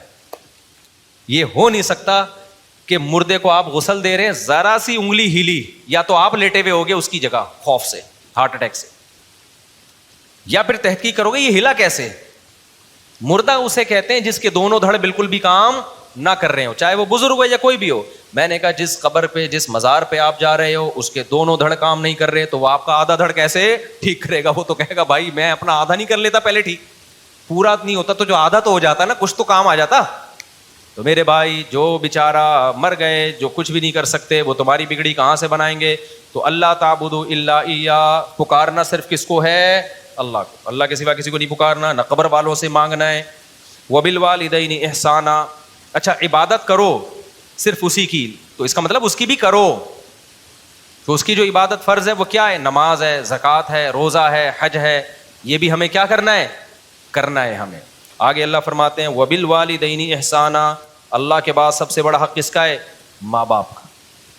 ماں باپ کے ساتھ اچھا سلوک کرو. کتنا اچھا, اما یبلغن عندک الکبر احدہما, دونوں بوڑھے ہو جائیں یا دونوں میں سے ایک بوڑھا ہو جائے, فلا تقل لہما اف, اب بڑھاپے میں ان کی طبیعت میں چڑچڑا پن پیدا ہوگا, بات بات پہ ان کو آئے گا غصہ, اور آپ نے ان کو جوانی میں پورا نچوڑ لیا, اسکول کی فیسیں بھی لے لیں, اماں نے ساری زندگی روٹیاں پکا پکا کے آپ کو کھلا دیں, صبح اسکول تیار کر کے بھیجتی رہی, شام کو آپ کا انتظار کرتی رہی. اس وقت آپ بچے تھے, کوئی آپ کے سر پہ ہاتھ رکھنے والا نہیں تھا, باپ نے بھی عزت دی اور ماں نے بھی, بولو, عزت. اب آپ جب جوانی کی دہلیز پہ قدم رکھو گے, ماں باپ بڑھاپے کی طرف جانا, ابا ریٹائر ہو گئے, ابا کی چھوٹی موٹی پینشن آ رہی ہے, اماں بھی کیا ہو گئیں, بوڑھی ہو گئیں. اب آپ کو ابا اماں کھلنے لگے, یہ کھانستے کیوں ہیں, یہ اماں ہر وقت چیختی چلاتی کیوں ہیں. انگریز نے اس کا بہترین حل سوچا, اٹھا کے عیدی سینٹر میں جمع کرا دو, کیونکہ وہ کہتا ہے ترقی, ایکچولی لائف کو کیا کرو, انجوائے کرو. گورا یہی کہتا ہے, تمیز سے ملو ہر ایک سے. گورے کے اخلاق بہت اچھے ہوتے ہیں, وہ واقعی اچھے ہوتے ہیں. اب جب بھی پاکستان ہو کوئی نہ کوئی بڑا نظر آ رہا ہوتا ہے ہمیں, بہت اچھے اخلاق ہوتے ہیں, لیکن ابا اماں کے لیے بولو نہیں ہوتے. اللہ کہہ رہا ہے نا نا نا, کسٹمر کی تو کہیں اللہ بات ہی نہیں کر رہا پورے رکوع میں, کسٹمر سے اچھے اخلاق سے بات کرو. اللہ کا ہوتا ہے تو ان کا باپ بھی کرے گا, وہاں ان کا بزنس ہے. اصل تو جو ہیں وہ کون ہے, ابا اماں کو. تو گورے نے بولا سائنسی ترقی, ہم نے ترقی کرنی ہے, لائف کو انجوائے کرنا ہے. ابا کھانس رہے ہیں, اٹھا کے کہاں لے جاؤ, اولڈ ہاؤس میں کیئر ہوگی, وہاں گورنمنٹ نے ملازم رکھا ہوا ہے. گورنمنٹ کہے گی آپ نہیں ان پہ خرچ کرو گے, بلکہ ہم آپ کی 40% سیلری کاٹیں گے اور قوم کے بوڑھوں کو کھلائیں گے. بڈھا کہتا ہے ماشاء اللہ گورنمنٹ ہماری کتنی اچھی, اور پاکستان میں گورنمنٹ بوڑھوں کو نہیں کھلاتی. بھائی پاکستان میں اولاد بوڑھوں کو کھلاتی ہے, گورنمنٹ اس لیے نہیں کھلاتی. گورنمنٹ تو ویسے بھی کسی کو نہیں کھلاتی, گورنمنٹ کا کام تو کھانا ہے, کھلانا تھوڑی ہے. کیا خیال ہے بھائی, زیادہ ہو گیا, چلو آگے. اچھے بھی لوگ بھی ہیں, بہرحال اچھے لوگ بھی ہیں الحمدللہ گورنمنٹ میں, کچھ لوگ کھلانے والے بھی ہیں. یہ میں مکھن لگانے کے لیے نہیں کہہ رہا, چونکہ جب میں ٹریولنگ کی ہے نا تو کچھ خاندانی لوگ بھی ہمیں ملے ہیں, اور ہر جماعت میں ہیں. تو خاندانی لوگ ہر جگہ, مارکیٹ میں ہیں ذرا تھوڑے, تو اس لیے ظاہر ہے جو اکثریت سامنے آتی تو مارکیٹ میں نظر تو وہی آتا ہے نا, لیکن کچھ اچھے لوگ بھی ہیں الحمدللہ. تو بہرحال اللہ میاں نے کہا کہ سب سے زیادہ حق کس کا ہے, ماں باپ کا. ان کے ساتھ اچھا سلوک کرنا ہے. اچھا سلوک کیسا, کہ جب بوڑھے ہو جائیں, اب تمہارے کسی کام کے نہیں ہیں, تو اب اصل میں تو خدمت شروع ہوئی ہے. اب کیا ہے, حق حقوق تو اب شروع ہو رہے ہیں. تو پہلا حق اپنی زبان پہ کنٹرول. عیدی سینٹر جمع کرانا, تو یہ تو آپ سے کوئی ملے کہ میں نے اپنے ابا کو جمع کرا دیا عیدی سینٹر, بتاؤ آپ کی نظر میں اس کی کوئی عزت رہے گی, نہیں رہنی چاہیے. بھائی تو اپنے باپ کو جمع کرا کے آ گیا یار, گودوں میں پالتا بڑھاپے میں اس کو. یار وہ تنگ بہت کرتے ہیں ابا, ابا یہ کرتے ہیں. بھائی جو بھی ہیں, حق کب شروع ہو رہا ہے, اماں اور ابا کا بڑھاپے میں شروع ہو رہا ہے. فلا تقل لہما اف, اللہ کہتے ہیں اب ان کے سامنے اف نہیں کرنا. ولا تنہرہما, ان دونوں کو جھڑکنا نہیں ہے. جھڑکنا سمجھتے ہیں, جیسے باس اپنے ملازمین کو جھڑکتا ہے, چلو یہاں سے جاؤ, یہاں سے, دماغ کھایا ہوا ہے. بھکاریوں کو جھڑکا جاتا ہے, بس کر یار. یہ جو اسٹائل ہے نا فرعون والا بات کرنے کا, یہ اسٹائل ماں باپ کے سامنے بولو نہیں چلے گا. چپ ہو جاؤ, خاموش ہو جاؤ, آپ کون ہوتے ہو پہ اعتراض کرنے والے. یہ ڈائلاگ آج کل اولاد کے چل رہے ہیں, کس کے لیے؟ ماں باپ کے. آپ کون ہوتے ہو مجھے روکنے والے, آپ کو کس نے یہ رائٹ دیا؟ یہ اسکولوں سے سیکھ رہے ہیں. ایجوکیشن بہت آ رہی ہے, تمیز مارکیٹ سے شارٹ. یہ ایجوکیشن تمہیں جہنم کے عذاب میں لے کے جائے گی. اس سے وہ جاہل اچھا ہے, رکشا چلاتا ہے, ٹماٹر بیچتا ہے, لیکن اپنے باپ اور ماں سے تمیز سے بات کرتا ہے. اللہ کی نظر میں وہ زیادہ پڑھا لکھا ہے. تو ولا تقل لهما اف ولا تنهرهما وقل لهما قولا کریما. آگے اللہ نے فرمایا کہ صرف اتنا نہیں ہے کہ بے عزتی نہیں کرنی, جھڑکنا نہیں ہے اور اف نہیں کہنا. تو انسان کہتا ہے چلو بدتمیزی سے پیش نہیں آنا, نارمل رہنا ہے. نا نا نا نا, نارمل بھی نہیں. قل لهما قولا کریما, ایسی بات کرنی ہے جس سے عزت جھلک رہی ہو. ایسے لگ رہا ہو جیسے کوئی ملازم اپنے آفیسر سے بات کر رہا ہے. کریم کہتے ہیں عزت دار کو. قول کریم ہونا چاہیے جس سے رسپیکٹ کیا ہو, نظر آ رہی ہو, لوگوں کو پتا چلے یہ اولاد ہے اور یہ کیا ہے, باپ ہے. آج جو لبرل طبقہ جب آتا ہے نا ہم سے ملنے کے لیے اپنے بچوں کی پرابلمس کو لے کے, تو میں یقین سے بتاؤں مجھے بچہ باپ لگ رہا ہوتا ہے اور باپ بچہ. باپ بچے کے سامنے بڑی تمیز سے کہ بچے کو ایسا نا مائنڈ کر جائے, بچہ ایسے آرام آرام سے بات کر رہا ہوگا. ایکچولی مفتی صاحب میرے یہ بیٹے ہیں, حالانکہ ایک ہی ہے لیکن اس کو عزت میں ہیں کہہ رہا ہوتا ہے. ویسے ہوتے بھی ایک ہی عام طور پہ لبرل لوگوں کے یہاں, یہ میرے بیٹے ہیں. ایکچولی یہ تھوڑا سا نا یوں بیٹا ابا ایسا چیخنا شروع کر دے گا, ابا بیٹا وہ اصل میں دیکھیں میں آپ کو سمجھانا چاہ رہا تھا نا, میں مفتی صاحب ہیں, تھوڑا سا احتیاط سے بات کرتے ہیں. نہیں آپ مفتی صاحب یہ دیکھو نا یار, یہ ابا باتیں کیسی کر رہا ہے. تو مجھے 2-3 دفعہ ارادہ ہوا ہے میں ابا کی جگہ اس کو بٹھا دوں اور اس کی جگہ کس کو بٹھا دوں, ابا کو, اور میں بولوں بھائی آج سے ابا تو ہے, یہ کون ہے. اسٹائل سے تو لگ رہا ہے باپ تو ہے. تو یہ تربیت یہ ہو رہی ہے مارکیٹ میں, یہ ہو رہی ہے تربیت. تو اپنے اسٹائل سے یہ ثابت کرنا پڑے گا کہ ابا جو ہے وہ ابا ہے, اماں جو ہے وہ کیا ہے. بیٹیاں اماں کے ساتھ بڑی بدتمیزی کرتی ہیں. یار آپ کون ہوتی ہو مجھے روکنے والی, آپ کون ہوتی ہو, آپ چپ ہو جاؤ, میں کیوں چپ ہوں. یار یہ اسٹائل ہے بھائی, ہم تو اپنے بچپن میں تصور نہیں کر سکتے تھے کہ آپ کون ہوتی ہو مجھے روکنے والی. ماں جب کہہ رہی ہے چپ ہو جاؤ تو آپ چپ ہو جاؤ, میں کیوں چپ ہوں. خدا کی قسم ہم اپنے بچپن میں یہ تصور نہیں کر سکتے تھے کہ کوئی اولاد اپنی ماں, کوئی بیٹی اپنی ماں کو یہ الفاظ کہہ سکتی ہے. بڑے بدتمیزی والے الفاظ ہیں یہ. تو یہ بہت خطرناک بات ہے. اس لیے اللہ تعالیٰ قرآن میں فرماتے ہیں وَقُلْ لَهُمَا قَوْلًا كَرِيمًا. بات کیسے کرنی ہے, عزت کے ساتھ. وَاخْفِضْ لَهُمَا جَنَاحَ الذُّلِّ مِنَ الرَّحْمَةِ.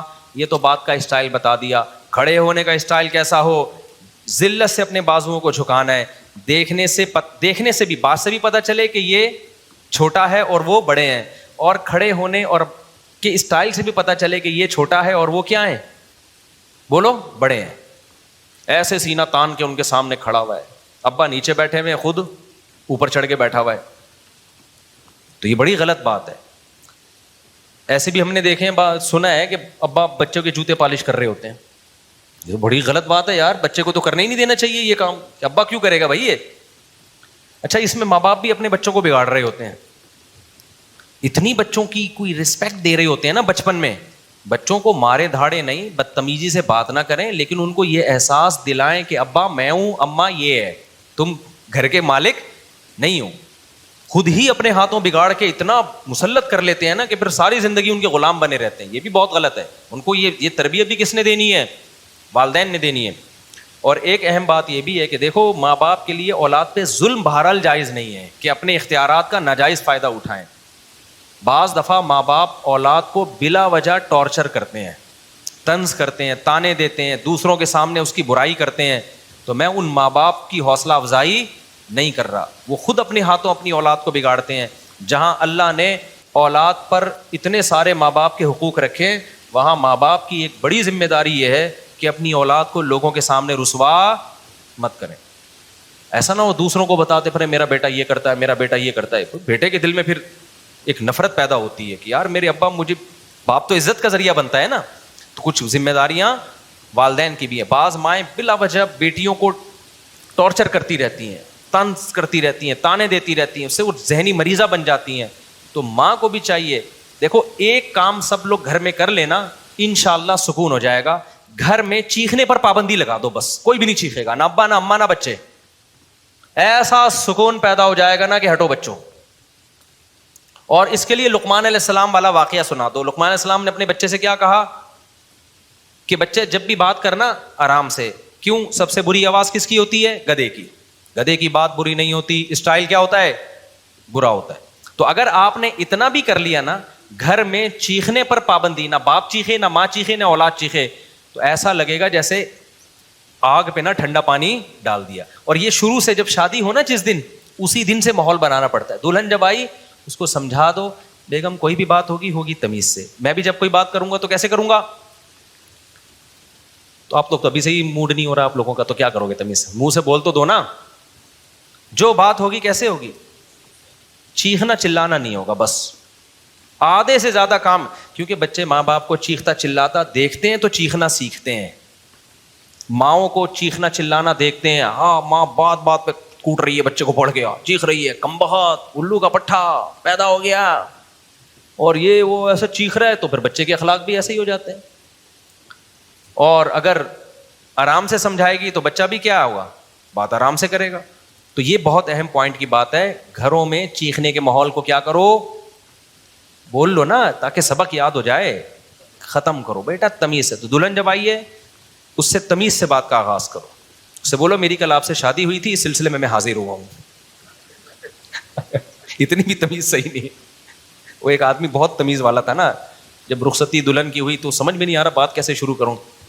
تو وہ ہر بات میں تمیز, کچھ ضرورت سے زیادہ اس نے 2 گولیاں کھا لی تھیں وہ تمیز والی جو ہے نا. تو کہہ رہے ہیں میری کل آپ سے شادی ہوئی تھی, اس سلسلے میں حاضر ہوں. تو اتنی بھی تمیز نہیں, لیکن میں سمجھانے کے لیے بتا رہا ہوں آپ. ایک واقعہ سنا دیتا ہوں, اس سے تمیز سمجھ میں آ جائے گی. وہ ایک صاحب نے بتایا کہ ایک انگلینڈ میں نا یا امریکہ میں سوئمنگ پول میں ایک انگریز عورت اپنے بچے کو لے کر آئی اور ایک پاکستانی عورت اپنے بچے کو لے کر آئی سوئمنگ سکھانے کے لیے. دونوں کے بچے چھلانگ لگاتے ہوئے ڈر رہے ہیں. تو کہہ رہے ہیں انگریز عورت اپنے بچے کو سمجھا رہی ہے, بیٹا, جو بھی انگلش میں اس کو سمجھا رہی تھی اس کا ترجمہ کہ دیکھو تم, مجھے پتا ہے تم کر سکتے ہو, تم سوئمنگ پر کر سکتے ہو, تم ویسے ہی ڈر رہے ہو, تم کرو, اس سے یہ ہوگا کہ تمہیں دیکھ کے دوسرے بچے بھی ہمت کریں گے. بچہ کہہ رہے ہیں نہیں نہیں, کہہ رہی نہیں مجھے پتا ہے تم کر لو گے. تم اس کو بڑی زبردست طریقے سے موٹیویٹ کر رہی ہے, اور ادھر ہماری موٹیویٹ کر رہی ہے کہ میری باری کب آئے گی. ہماری والی جو براؤن تھی وہ کیا کہتی ہے, ان صاحب نے, وہ مولوی صاحب تھے, مجھے قصہ سنا رہے تھے, وہ کہہ رہی لگانا چھلانگ. بچہ کہہ رہا ہے نہیں بے غیرت, $50 پتہ نہیں $100 ضائع کروا دیے میرے. اس وقت تو بڑا چیخ رہا تھا, امی سوئمنگ کرا دو, الو کے پٹھے, لگانا چھلانگ, کمینہ. اور وہ پھر بس وہ وہاں مارنے پر تو پابندی ہے, ورنہ یہاں ہوتا تو طبیعت سے اس کا کباب بن جاتا بچے کا پٹ پٹ کے نا.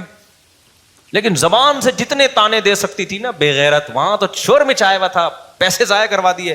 کہہ رہے میں دیکھ رہا ہوں یار یہ گوری ہے, یہ اپنے بچے سے کیسے بات کر رہی ہے, اور ہماری دیسی جو ہے. تو وہ جو اسٹائل تھا نا گوری کا, وہ قرآن و سنت کے مطابق تھا. ہماری والی قرآن و سنت کو مانتی ہے لیکن اس کو فالو نہیں کر رہی. تو اپنے نبی کو دیکھو, نبی نے اپنے بچوں کے ساتھ کیسا معاملہ کیا ہے. حضرت حسن حسین آپ کے کمر مبارک پہ بیٹھ جایا کرتے تھے. تو بچوں کو بگاڑنے میں ماں باپ کا بھی دخل ہوتا ہے. بہرحال ہم بچوں کو یہی کہیں گے تمہارے ماں باپ نے تمہیں سنوارا ہو یا بگاڑا ہو, لیکن تم پر بہرحال ان کا حق ہے. اب ایسا نہ ہو کہ آپ ابا سے بولو ابا چونکہ آپ نے مجھے بدتمیزی سکھائی ہے میں بات بدتمیزی سے ہی کروں گا. آپ کو تمیز ہی سے بات کرنی پڑے گی, کیونکہ ہم ماں باپ کی فرما برداری اور ان کے ساتھ حسن سلوک ماں باپ کی وجہ سے نہیں کرتے. کس کا حکم سمجھ کے کرتے ہیں؟ اللہ نے حکم دیا, اللہ پوچھے گا ہم سے. تو جب اللہ کا حکم ہے تو اب تو آپشن ہی نہیں ہے نا ہمارے پاس. اب میں جلدی سے آگے کے احکام بیان کر دیتا ہوں. آگے اللہ نے فرمایا وآتِ ذی القربى, آگے اللہ نے فرمایا اگر ماں باپ کے ساتھ کبھی بد کلامی ہو جائے تو پھر توبہ استغفار کا دروازہ کھلا ہوا ہے, کیونکہ اکٹھے رہتے ہیں ہمیشہ, کبھی اونچ نیچ ہو جاتی ہے تو مایوس نہ ہونا, توبہ کر کے اپنے احوال کی اصلاح کر لینا. آگے اللہ نے فرمایا وآتِ ذی القربى حقہ, قریبی رشتہ داروں کو ان کا حق دو. یہ بھی اللہ کا بہت اہم حکم ہے, قریب ترین رشتوں کا حق دوسروں سے زیادہ. 5 منٹ میں بس بیان ختم کر رہا ہوں. میں نے سوچا کہ 1 گھنٹے سے زیادہ نہیں بڑھنے دوں گا بیان. قریب ترین رشتہ داروں کو ان کا حق دو. آج سے عزم کریں, سب سے قریبی بھائی بہن ہوتے ہیں, پھر والدہ کے ابا اور اماں کے جو رشتہ دار ہیں, ماموں چچا پھپھو خالہ یہ ہیں, پھر ان کے بچے ہیں, اپنے بہن بھائیوں کے بچے ہیں, تو یہ سب سے کیا ہیں؟ غریبی. تو ان کو ان کا حق دو. کیا مطلب؟ ان میں کوئی غریب ہے, مسکین ہے, تو آپ کی ذمہ داری ہے آپ تفتیش کریں کہ کون مستحق ہے, اس کو مانگنے کا موقع نہ آئے, آپ نے خود اس کے ساتھ تعاون کرنا ہے, پوچھنا ہے. آگے اللہ فرماتے ہیں والمسکین, غریبوں کو ان کا حق دو, مسافروں کو دو. مسافروں کو کیسے چونا لگایا جاتا ہے؟ کوئی مسافر آ جائے نا ٹیکسی والے کے پاس, ٹیکسی والے کو پتہ چل جائے کہ یہ مسافر ہے, ٹیکسی والا اس کو 10 کے 4 گنا ریٹ بتا رہا ہوتا ہے. اس کو پتہ ہے اس کو یہاں کے ریٹ پتہ ہی نہیں ہے. ہم بچپن سے دیکھ رہے ہیں یہ. پہلے تو گورے بہت آیا کرتے تھے, ورلڈ ٹریڈ سینٹر کے بعد آنا بند ہو گئے. پہلے گورے بہت آیا کرتے تھے. ہمیں یاد ہے جب انگریز آتے تھے نا تو وہ ٹیکسی والے نا ان کو ڈبل سے بھی زیادہ کرایہ بتاتے تھے. حالانکہ کوئی بھی مسافر ہے بھائی, جب دوسرے تو وہ رعایت کا مستحق ہے. لاہور میں ہم جاتے تھے تو ٹیکسی والے کو پتہ چل جاتا تھا ہماری اردو سے یہ کہاں سے آیا ہے, کراچی. ٹیکسی والا چونا لگاتا تھا, ہم کہتے تھے بھائی وہاں جانا ہے, گلی کے ساتھ طواف کرتا تھا وہ گلی میں, ہمیں پتہ ہی, ہم سمجھ نئی گلی آ رہی ہے, اسی گلی میں گھمایا جا رہا ہے. پھر جب 3-4 دفعہ وہی درخت آئے تو پھر اگلی گلی, او جناب 50 کلومیٹر دور, حالانکہ وہ اس کھمبے سے لے کے اس کھمبے تک گیا ہے. ہم سمجھ رہے ہیں بہت لمبی ٹریولنگ کر کے ہم یہاں پہنچے ہیں. جب رشتے داروں کو بتاتے تو کہتے ہیں بھائی یہ تو یہاں اترے تھے, یہاں سے یہاں تو 5 منٹ لگتے ہیں. لاہور والے ایسے ہوتے نہیں ہیں, لیکن مجھے 2-3 ٹکرے ہیں, ہوتے نہیں ہیں, لیکن ہر جگہ کراچی میں بھی ہوتے ہیں, لاہور میں بھی ہوتے ہیں, ہر جگہ ہوتے ہیں.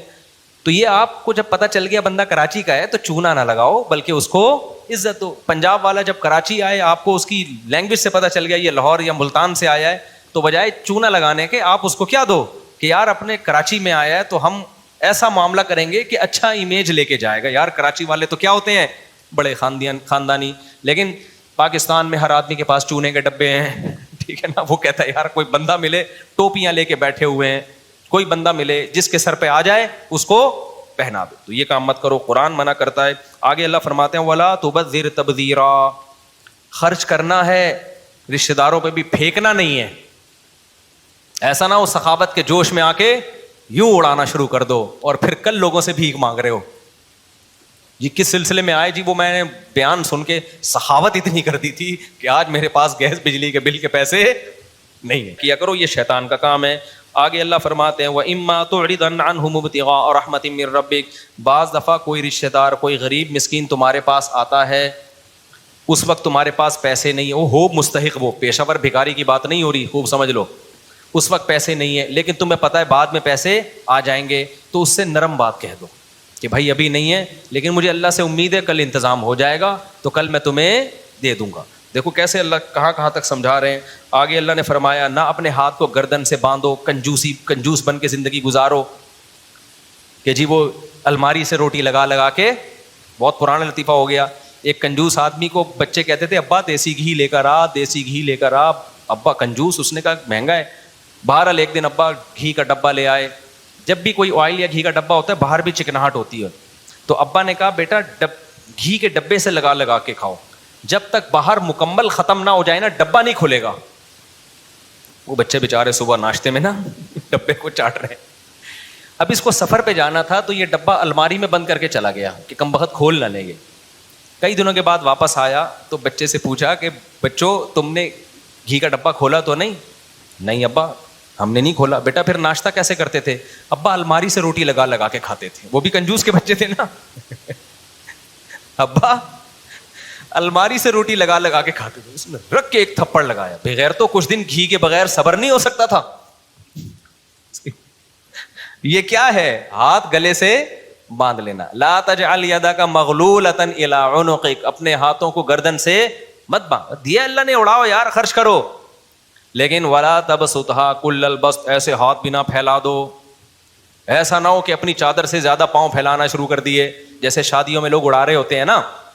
ایک ولیمے میں ایسا پیسہ اڑایا, پھر مجھے آ کے کہہ رہے ہوتے ہیں آپ دوسری شادی کی بات کرتے ہو, خرچہ ایک میں اتنا ہو جاتا ہے. بھائی تم نے جس اسٹائل میں ولیمہ کیا اس میں تھوڑی, اس میں تو ایک بھی نہیں ہوتی. جو جس طرح کے خرچے کر رہے ہو, ایسے اڑا رہے ہوتے ہیں ذرا سی تقریبات پر, اس کے بعد کچھ ہے ہی نہیں. اچھا یہ خوب سمجھ لو, ہر آدمی اپنی حیثیت کے مطابق خرچ کرے گا. بعض دفعہ لوگ کہہ رہے ہوتے ہیں وہ فلاں مالدار نے ڈیفینس میں اتنے بڑے ہوٹل میں ولیمہ کیا ہے اور اتنا لگژری کھانا, یہ تو اسراف ہے. بھائی اس کی کروڑوں کی آمدن ہے, اس کے لیے یہ دال چاول ہیں, ٹھیک ہے نا. تو یہ جو اسراف کی ڈیفینیشن ہے نا, یہ ہر ایک کے حق میں مختلف ہے. جن کو زیادہ دیا ان کے لیے یہ کچھ بھی نہیں ہے, جن کو کم دیا ان کے لیے تو 2 دیگیں بھی ہو سکتا ہے بہتوں. تو اسراف میں کبھی کسی کو دیکھ کے کہ اتنا زبردست اس نے انتظام کیسے کر لیا, تو وہ اس پہ آپ نہیں حکم لگا سکتے. اس کی ہر آدمی اپنی آمدن کے حساب سے خرچ کرتا ہے, اور کرنا بھی چاہیے. 1 کروڑ پتی آدمی اگر دال چاول کھلائے گا تو یہ کنجوسی ہے, اور ایک غریب آدمی جس کے پاس دال چاول کے پیسے بھی نہیں ہے وہ دال چاول بھی کھلائے گا تو یہ کیا ہے, اسراف ہے. تو اسراف کی ڈیفینیشن ہر ایک کو دیکھ کر مختلف ہوتی ہے. جلدی سے مکمل کر لوں. آگے اللہ نے فرمایا وَلَا تَقْتُلُوا أَوْلَادَكُمْ خَشْيَةَ إِمْلَاقٍ, غربت کے خوف سے اپنے بچوں کو قتل مت کرو. نَحْنُ نَرْزُقُهُمْ وَإِيَّاكُمْ, ہم ان کو بھی روزی دیں گے اور تم کو بھی دیں گے. علماء نے اس آیت کے تحت لکھا ہے کہ حمل گرا دینا یہ بھی حرام ہے اسی آیت کی روشنی میں, اس خوف سے کہ میں خرچے کہاں سے پورے کروں گا. آج بہت سے لوگوں کی کال آ رہی ہوتی ہیں, بھائی مجھ صاحب میرے 2 بچے ہیں, ایکچولی ان کے خرچے پورے نہیں ہو رہے, ایکچولی یہ ہو رہا ہے, ابھی پھر پریگننسی ہو گئی صاحب اس مہنگائی کے دور میں. بھائی اللہ کہہ رہا ہے کہ نہیں اجازت آپ کو. رزق کس کے ذمے ہے؟ جب بچہ پیدا ہوتا ہے ماں کی چھاتیوں میں دودھ آتا ہے تو اللہ دے گا. آپ کہتے ہو بھائی دودھ ہی ضرور نہیں ہے نا, آگے بھی تو ہے بہت سارے مسائل. تو اللہ نے دودھ ایک سائن علامت کے طور پہ کہ ابھی اس کی ضرورت تو ابھی یہ دے رہا ہوں, اس کا مطلب جب جو ضرورت ہوگی وہ میں دے دوں گا. تو یہ فیملی پلاننگ والوں کے نظریات سے بالکل متاثر مت ہو. اولاد کا معاملہ کیلکولیٹر سے نہیں ہے کہ اتنے ہو گئے تو اتنی تنخواہ تو اتنے ہو سکتے ہیں اتنے, یہ گوروں کا کام ہے. مسلمان کو اس کی اجازت نہیں ہے. ہماری اولاد اللہ کی مخلوق پہلے ہے, ہماری اولاد بعد میں ہے. سمجھتا ہے کہ نہیں سمجھتا ہے؟ آگے اللہ فرماتے ہیں وَلَا تَقْرَبُوا الزِّنَا, زنا کے قریب بھی مت پھٹکو. دیکھو جتنے بھی احکام اللہ نے بتائے نا اس میں کسی میں یہ نہیں کہا کہ اس جرم کے قریب بھی مت جاؤ. واحد ایک زنا ہے جس کے بارے میں کہا اس کے قریب بھی مت جاؤ, کیونکہ جو قریب جاتا ہے وہ زنا کر لیتا ہے. قریب جانے کا کیا مطلب؟ موبائل میں لڑکیوں کے نمبر رکھے ہوئے ہیں, بلاک کر دو نمبر سارے. بلاک کرنے سے پہلے ایک میسج بھیج دو, یہ آپشن کہ بھائی اب میں شادی کرنا چاہتا ہوں, آپ اگر میری وائف بننا چاہتی ہیں تو موسٹ ویلکم, ادروائز نمبر کیا ہو رہا ہے بلاک. پھر دوسری کو بھیجو, پھر مسرت کو بھیجو, پھر کائنات کو بھیجو, پھر راحت کو بھیجو. وہ ہے نا لطیفہ, میں بہت دفعہ سن لیا. یہی ہوتا ہے نا, یہ ساری لیڈیز جن کے نمبر آپ نے سیو کیے ہوئے ہیں ان کو, ورنہ پھر وہی ہوگا جو اس بندے کے ساتھ ہوا تھا. ایک بندے کی شادی ہوئی, بیگم کو کہہ رہا ہے کہ آج سے تم میری کائنات, تم میری مسرت, تم ہی میری راحت اور تم ہی میری فرحت. وہ تو ویسے ہی کہہ رہا ہے, وہ سمجھی اپنی گرل فرینڈ کے نام بتا رہا ہے. تو فوراً کہتی اچھا پھر تم ہی میرے غفار بھی, تم ہی میرے ستار بھی, تم ہی میرے وسیم بھی, تم ہی میرے غفور بھی, سب کچھ تم ہی. وہ حیران یار یہ کیا ہو رہا ہے مارکیٹ میں. تو وہ راز پھر اگلنا شروع ہو جاتے ہیں, ٹھیک ہے نا. پاک دامنی والی زندگی گزارو. تو اللہ فرماتے ہیں زنا کے قریب بھی مت پھٹکو, یہ بہت بڑا گناہ ہے, اور کسی انسانی جان کو قتل مت کرو. آگے اللہ فرماتے ہیں وَلَا تَقْرَبُوا مَالَ الْيَتِيمِ, یتیم کے مال کے بھی قریب مت جاؤ. یہاں بھی قریب جانے کا, قریب جانا کا یتیم کسے کہتے ہیں؟ آپ کے بھائی کی ڈیتھ ہو گئی, اس کے چھوٹے چھوٹے بچے ہیں تو چچا ان بچوں کی وراثت کھا جاتا ہے, بڑا بھائی چھوٹے بھائیوں کی وراثت کھا جاتا ہے. یتیم کا مطلب یہ نہیں کہ عیدی سینٹر سے یتیم بچوں کے چپل کوئی چوری کر رہا ہے جا کے, یہ عربوں میں نہیں ہوتا تھا. یتیم کا مطلب ہے کہ جب باپ مر گیا تو چھوٹے بچوں کی وراثت رشتہ دار کھا جاتے ہیں. اللہ کہتے ہیں یہ کام مت کرنا. وَأَوْفُوا الْكَيْلَ إِذَا كِلْتُمْ, ناپ تول میں کمی مت کرو. اپنا حق لینے کی باری آتی ہے تو پورا حق لیتے ہو, دینے کی باری آتی ہے تو ڈنڈی مارتے ہو, ایسا مت کرو. اوفوا بالعہد, معاہدوں اور ایگریمنٹ کو پورا کیا کرو. آگے لا تخف ما لیس لک بہ علم, جب تک مکمل نالج نہ ہو کسی چیز کے در پہ نہ ہو تبصرہ مت کیا کرو. فلانے نے یہ کر دیا, فلانے نے یہ کر دیا. کل مجھے کسی نے پوسٹ بھیجی کسی آفیسر کے بارے میں کہ وہ یہ کروڑوں روپے کھا گیا اور یہ کر رہا ہے. میں نے کہا آپ نے خود اپنی آنکھوں سے دیکھا ہے کتنے روپے کھا گیا؟ وہ اپنی آنکھوں سے دیکھا ہے؟ کہہ رہے نہیں میں نے دیکھا تو نہیں ہے, لیکن یہ دیکھو ثبوت ہے. میں نے کہا ان ثبوت کو تجزیہ آپ کو اینالائز کرنا آتا ہے؟ آپ تجزیہ کرنا آتا ہے؟ آپ جج ہو؟ کہہ رہے یار. میں نے کہا کیوں بلا وجہ کچھ بھی چلا دو مارکیٹ میں پھیل جاتا ہے, سچ بہت کم بولا جاتا ہے. تو کبھی کسی کی باتوں میں آ کے کسی کو تبصرہ کرنا, کسی ادارے کو برا کہنا, کسی فرد کو برا کہنا, یہ اپنی زندگیوں سے ہمیشہ کے لیے کیا کر دو, ختم. جب تک 2 اور 2 4 کی طرح واضح دلائل آپ کے پاس نہ ہو. کسی کو بھی بدنام کرنا ہو نا, فیس بک پہ آپ پوسٹیں چلا دو, پھیل جاتی ہیں, لوگ کہہ رہے ہیں یہ دیکھو کیا کر رہا ہے. پہلے یہ تو دیکھو کہ اس نے یہ میرے بارے میں بھی چلاتے ہیں, کبھی عمران خان کے بارے میں, کبھی مولانا فضل الرحمان کے بارے میں پوسٹ, میں بیٹھا ہوں مجھے پتہ ہی نہیں, میری ایک پوسٹ آ جائے گی عمران خان امام مہدی میں کوئی فرق ہی نہیں ہے, ایسی زبردست پوسٹ چلا دیں گے. پی ٹی آئی والے زندہ باد, مفتی یہ والی آئی نہیں, اس سے ملتی جلتی, پی ٹی آئی والے زندہ باد, مفتی طارق مسعود زبردست. دوسری آ جائے گی مولانا فضل الرحمان ایسے ہیں, کچھ الٹا سیدھا. جیوا والا ابے اس کی ایسی کی تیسی, ابے اس کی ہے. نہ میں نے ادھر کچھ کہا ہوتا ہے, نہ میں نے جو میں نے تقریریں کی ہوئی ہیں وہ پڑھی ہوئی ہیں, وہ ویڈیو ہے وہ سنو, وہ اس کا میں ذمہ دار ہوں. ایک میری پوسٹ کسی نے چلا دی کہ یزید جنتی ہے, نیچے شیعوں کی گالیاں دبا کے. ابے تم تحقیق تو کرو, میں نے بولا بھی ہے کہ نہیں بولا. آگے یہ کہ کیونکہ قسطنطنیہ کی لڑائی میں وہ شریک تھا لہذا وہ کیا ہے, جنتی. شیعہ لوگوں نے دبا کے گالیاں لکھی ہیں, یہ یزیدی ہے, یہ فلانا ہے. بھائی تم تحقیق تو کرو, یہ کس نے چلایا ہے؟ ہمارے آفیشیل چینل سے تو کوئی پوسٹ نہیں چلی. اب تک وہ یہی سمجھ رہے ہیں کہ یہ کیا ہے, یزید کو جنت. نہ میں نے اس کو جنتی بولا, نہ میں نے اس کو جہنمی بولا, کچھ بھی نہیں بولا میں نے, اس پہ تبصرہ ہی نہیں کیا. پوسٹ دبا کے کچھ بھی اٹھا کے ڈال دو نا. ہماری قوم میں یہ شعور نہیں ہے کہ تحقیق کریں ایسا ہوا بھی ہے کہ نہیں ہوا, تو چلاتے رہتے ہیں مارکیٹ میں. ہاں ہمارے جو ویڈیو بیانات ہیں اس کا میں ذمہ دار ہوں بھائی, جو میں نے بولے ہیں اس کا میں ذمہ دار ہوں. آپ وہ ویڈیو کٹنگ اس کو بھی کٹ کر کے نہ چلاؤ. ابھی ایک تراویح کا بیان کٹ کر کے چلائے ہوئے لوگوں نے. تراویح کے بارے میں یہ کہہ رہا ہوں کہ نبی صلی اللہ علیہ وسلم سے کوئی تعداد ثابت نہیں ہے. ادھر ٹک یہاں روک دیا.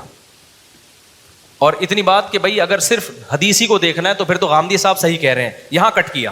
دیکھو صاحب کہہ رہے ہیں, غامدی صاحب کیا کہہ رہے ہیں, لیکن پوری بات آگے. اچھا اس پہ اتنا پروپیگنڈا ہوا, پھر جامعۃ الرشید میں ہمارے استاذ ہیں مفتی محمد صاحب, ان سے باقاعدہ سوال پوچھا گیا کہ مفتی صاحب نے یہ بولا ہے کہ حدیث میں تو کوئی تذکرہ ہی نہیں ملتا, ثابت ہی نہیں ہے. پھر انہوں نے اس کا جواب دیا. اتنا پروپیگنڈا. حدیث میں تبصرہ نہیں ملنے کا مطلب یہ ہے کہ سند کے لحاظ سے کوئی صحیح حدیث ہمارے پاس موجود نہیں ہے کہ جو نبی نے 3 دن تراویح پڑھی تھی کتنی رکعتیں تھیں. لیکن حضرت عمر کا عمل بتاتا ہے کہ نبی نے 20 پڑھی ہوں گی. تو نبی سے ثابت ہونے کے لیے 2 طریقے ہوتے ہیں. ایک ہے تواتر, صحابہ کا عمل, وہ خود بتاتا ہے کہ نبی نے کیا کیا ہے. ایک ہے حدثنا فلان کے ساتھ کوئی سند. بہت سارے شریعت کے احکام آتے ہیں حدیث میں نہیں ملتے, صحابہ سے پتہ چلتا ہے. رکوع میں جا کے جب ہم کھڑے ہوتے ہیں, ہاتھ چھوڑنا ہے ہاتھ باندھنا ہے, حدیث میں کوئی تذکرہ نہیں ہے, لیکن پوری امت کیا کرتی ہے, ہاتھ چھوڑتی ہے. کیوں؟ تواتر عملی ہے. امت کا عمل بتا رہا ہے کہ نبی نے ہاتھ چھوڑے ہوں گے. ہم یہ جو عورتیں ہیں صفا مروہ میں دوڑتی نہیں ہیں, چلتی ہیں. نبی سے تو کچھ بھی ثابت نہیں ہے, نہ حضرت عائشہ سے ثابت ہے کہ دوڑنے کا حکم دیا یا چلنے کا حکم دیا. پوری امت کر رہی ہے تو ہم فرض کر لیتے ہیں کہ صحابہ نے بھی, صحابیات نے کیا کیا ہوگا, وہ بھی چلی ہوں گی, اور نبی نے چلنے کا حکم دیا ہوگا. صراحتاً نہیں ہے, لیکن یہ بھی نبی ہی سے ثابت ہے. اور بہت سارے احکام ہیں. تو جو ہر مسئلے پر حدیث مانگتا ہے نا, وہ خود علم سے کورا ہے. اس کا مطلب اس کے پاس نالج نہیں ہے. حدیث صراحتاً ہوتی ہے یا دلالتاً ہوتی ہے, اس کو دلالتاً کہتے ہیں. جیسے امام مالک بہت سے مسائل پوچھا گیا کہ اس کی آپ کے پاس کیا دلیل ہے, انہوں نے کہا اہل مدینہ ایسے کر رہے ہیں. کیا مطلب, جب مدینہ والے کر رہے ہیں تو نبی نے کیا ہوگا. تو نبی کا عمل براہ راست نہیں پہنچا, لیکن دلالتاً پہنچا ہے. خیر 2 آیتیں پڑھ کے بیان ختم کرتا ہوں. تو اللہ فرماتے ہیں جب تک یقینی علم نہ ہو تبصرہ نہ کیا کرو. آگے اللہ نے فرمایا وَلَا تَمْشِ فِي الْأَرْضِ مَرَحًا, زمین میں اکڑ کے مت چلو, زمین کے دادا بننے کی کوشش بولو نہ کرو, اکڑ کے مت چلا کرو. کیوں؟ انک لن تخرق الارض, زمین کو نہ تم اپنے پاؤں کی طاقت سے پھاڑ سکتے ہو اور نہ سینہ اتنا اونچا کر سکتے ہو کہ کیٹو کی پہاڑی سے اوپر جھانکنا شروع کر دو. تو جتنے ہو اتنے ہی رہو. تو یہ چند احکام تھے اللہ نے بیان کیے. اس کو کہتے ہیں اپنی اوقات میں رہو. اس پر میں اکثر ایک بات کہتا ہوں, جو زیادہ فنٹر بن رہا ہو نا اس سے کہیں تو بیت الخلاء کس وقت جاتا ہے, وہ بتائے گا مغرب کے بعد جاتا ہوں یا صبح 8 بجے جاتا ہوں. تو بولے تیری اوقات کیا ہے, صبح 8 سے 8:30. اصل اوقات تیری کتنا بھی اکڑتا ہونا, جب واش روم میں جا کے بیٹھتا ہے اور آگے میں ڈیلیٹ کر دیتا ہوں, اس وقت انسان کو اپنی اوقات سمجھ میں آ جاتی ہے کہ تو اصل میں ہے کیا. اس لیے ہم نے بزرگوں سے, علماء سے سنا ہے کہ تکبر ہمیشہ پرلے درجے کا بے وقوف اور احمق کرتا ہے. ذرہ برابر بھی عقل ہونا انسان میں, وہ متکبر نہیں ہو سکتا. تکبر ہمیشہ کون لوگ کرتے ہیں؟ بے وقوف جو اپنی اوقات بھول جاتے ہیں. وہ یہ بھول جاتے ہیں غلیظ پانی سے اللہ نے پیدا کیا, ماں کے پیٹ سے باہر نکالا, بچپن میں کیسے ماں کے محتاج تھے, بات بات پہ روتے تھے, ذرا ذرا سی بات پہ چیختے تھے, چلاتے تھے, مائیں سہارا دیتی تھی. اس وقت دادا گیری تھی کیا؟ ماں پھینک کے چلی جاتی, کیا اوقات تھی اس وقت؟ کتنے عرصے لنگڑا کے چلتے رہے, ٹوٹے, کبھی ادھر جا رہا ہے, توتلا بول رہا ہے, آہستہ آہستہ بولنا سیکھے. تھوڑے دنوں کے لیے اللہ نے جوان کر کے سیدھا کر دیا, تو تھوڑے دنوں میں اپنے آپ کو زمین کا باپ سمجھنا شروع. ظلم کرتا ہے, تو کون ہوتا ہے مجھے سمجھانے والا, تو کون ہے مجھے سمجھ. ابے بھائی تھوڑے دن کے لیے تجھے جوانی ملی ہے, ابھی دوبارہ آہستہ آہستہ بڑھاپے کی طرف تو آئے گا. پھر بڑھاپے میں دیکھو نا ہوتا کیا ہے, کانپ رہے ہوتے ہیں, راشا تاری ہو گیا. وہ ایک سنگر تھا, بڑی اچھی آواز تھی, جب بوڑھا ہو گیا تو جب گاتا دانت نکل کے نیچے گر جاتے اس کے, کیونکہ الفاظ نکالنے کے لیے دانت کا منہ میں ہونا ضروری ہے. کچھ الفاظ نکلتے ہی نہیں دانتوں کے بغیر, تو پھر بیچارے نے بتیسی لگوائی. پھر جب گانا گاتا بتیسی گر جاتی, پھر لگاتا, پھر گاتا, گر جاتی. اس نے کہا بھائی بار بار کیسٹ کیوں چینج کر رہے ہو, ایک ہی کیسٹ میں بیان کرو نا. تو بڑھاپے میں یہ حال ہوگا, کمر جھکے گی, ہائی ہوئی کی آوازیں آئیں گی. تو یہ اپنا ماضی دیکھو, اپنا فیوچر دیکھو. اور حال بھی کیا ہے, ایک وائرس آ گیا کورونا کا, یا کوئی اور بیماری آ گئی دھڑام سے ایسی کی تیسی, تو نہ حال تمہارا, ابھی تھوڑی سی جوانی ہے, تھوڑا سا کوئی وائرس آڑا ترچا چلا گیا, بیڑا غرق. بخار ہو جاتا ہے, کیسے پڑ جاتے ہیں, چلا رہے ہوتے ہیں. ایک مچھر نے آ کے صبح صبح کاٹ لیا, ڈینگی مچھر نے, اس کی وجہ سے لمبے ہو گئے, پلیٹلیٹس گر گئے. بھیک مانگ رہا ہوتا ہے, یار کہیں سے سفید سیل مل جائے مجھے اللہ کا واسطہ. تو تکبر ہمیشہ پرلے درجے کا احمق اور بے وقوف کرے گا, جو تھوڑی سی نعمت ملنے پر اپنی اوقات بھول جاتا ہے. جیسے کسی بھکاری کو آپ نے 3 پیس سوٹ پہنا کے, نہا دھو کے, کشکول لے کے گاڑی میں بٹھا دیا, جبکہ اس کو پتا ہے یہ تھوڑی دیر کے لیے ملا ہے, چھین لیا جائے گا, لیکن وہ بھکاری گاڑی میں بیٹھ کے سیلفیاں لے رہا ہے اور غریبوں کو ٹکرے مارتا ہوا جا رہا ہے, رکشے والوں کو. بھائی کوئی رکشے والا آ رہا ہے اس پہ چڑھا رہا ہے, ابے ہٹ بے غیرت, سڑک پہ چل رہا ہے, دیکھ نہیں رہا کون آ رہا ہے. عقل مند کیا کہے گا, ابے تیری اوقات تو رکشے کی بھی نہیں ہے, 2 منٹ کے لیے تجھے گاڑی ملی ہے اور تو اپنی اوقات بھول گیا. تھپڑ لگا کے اس کو سیٹ کیا کرے گا, اتر نیچے. تو اللہ بھی یہی کرتے ہیں, جو تکبر کرتا ہے نا, میں یہ ہوں, میں یہ ہوں, آج کل یہ بہت چل رہا ہے مارکیٹ میں, میں یہ ہوں, میں یہ ہوں, یہ میں اللہ کو پسند نہیں ہے. تو اس کا نتیجہ نکلتا ہے کہ حدیث میں آتا ہے جو چیز بہت اوپر جاتی ہے اللہ اس کو اسی حساب سے نیچے لے آتے ہیں.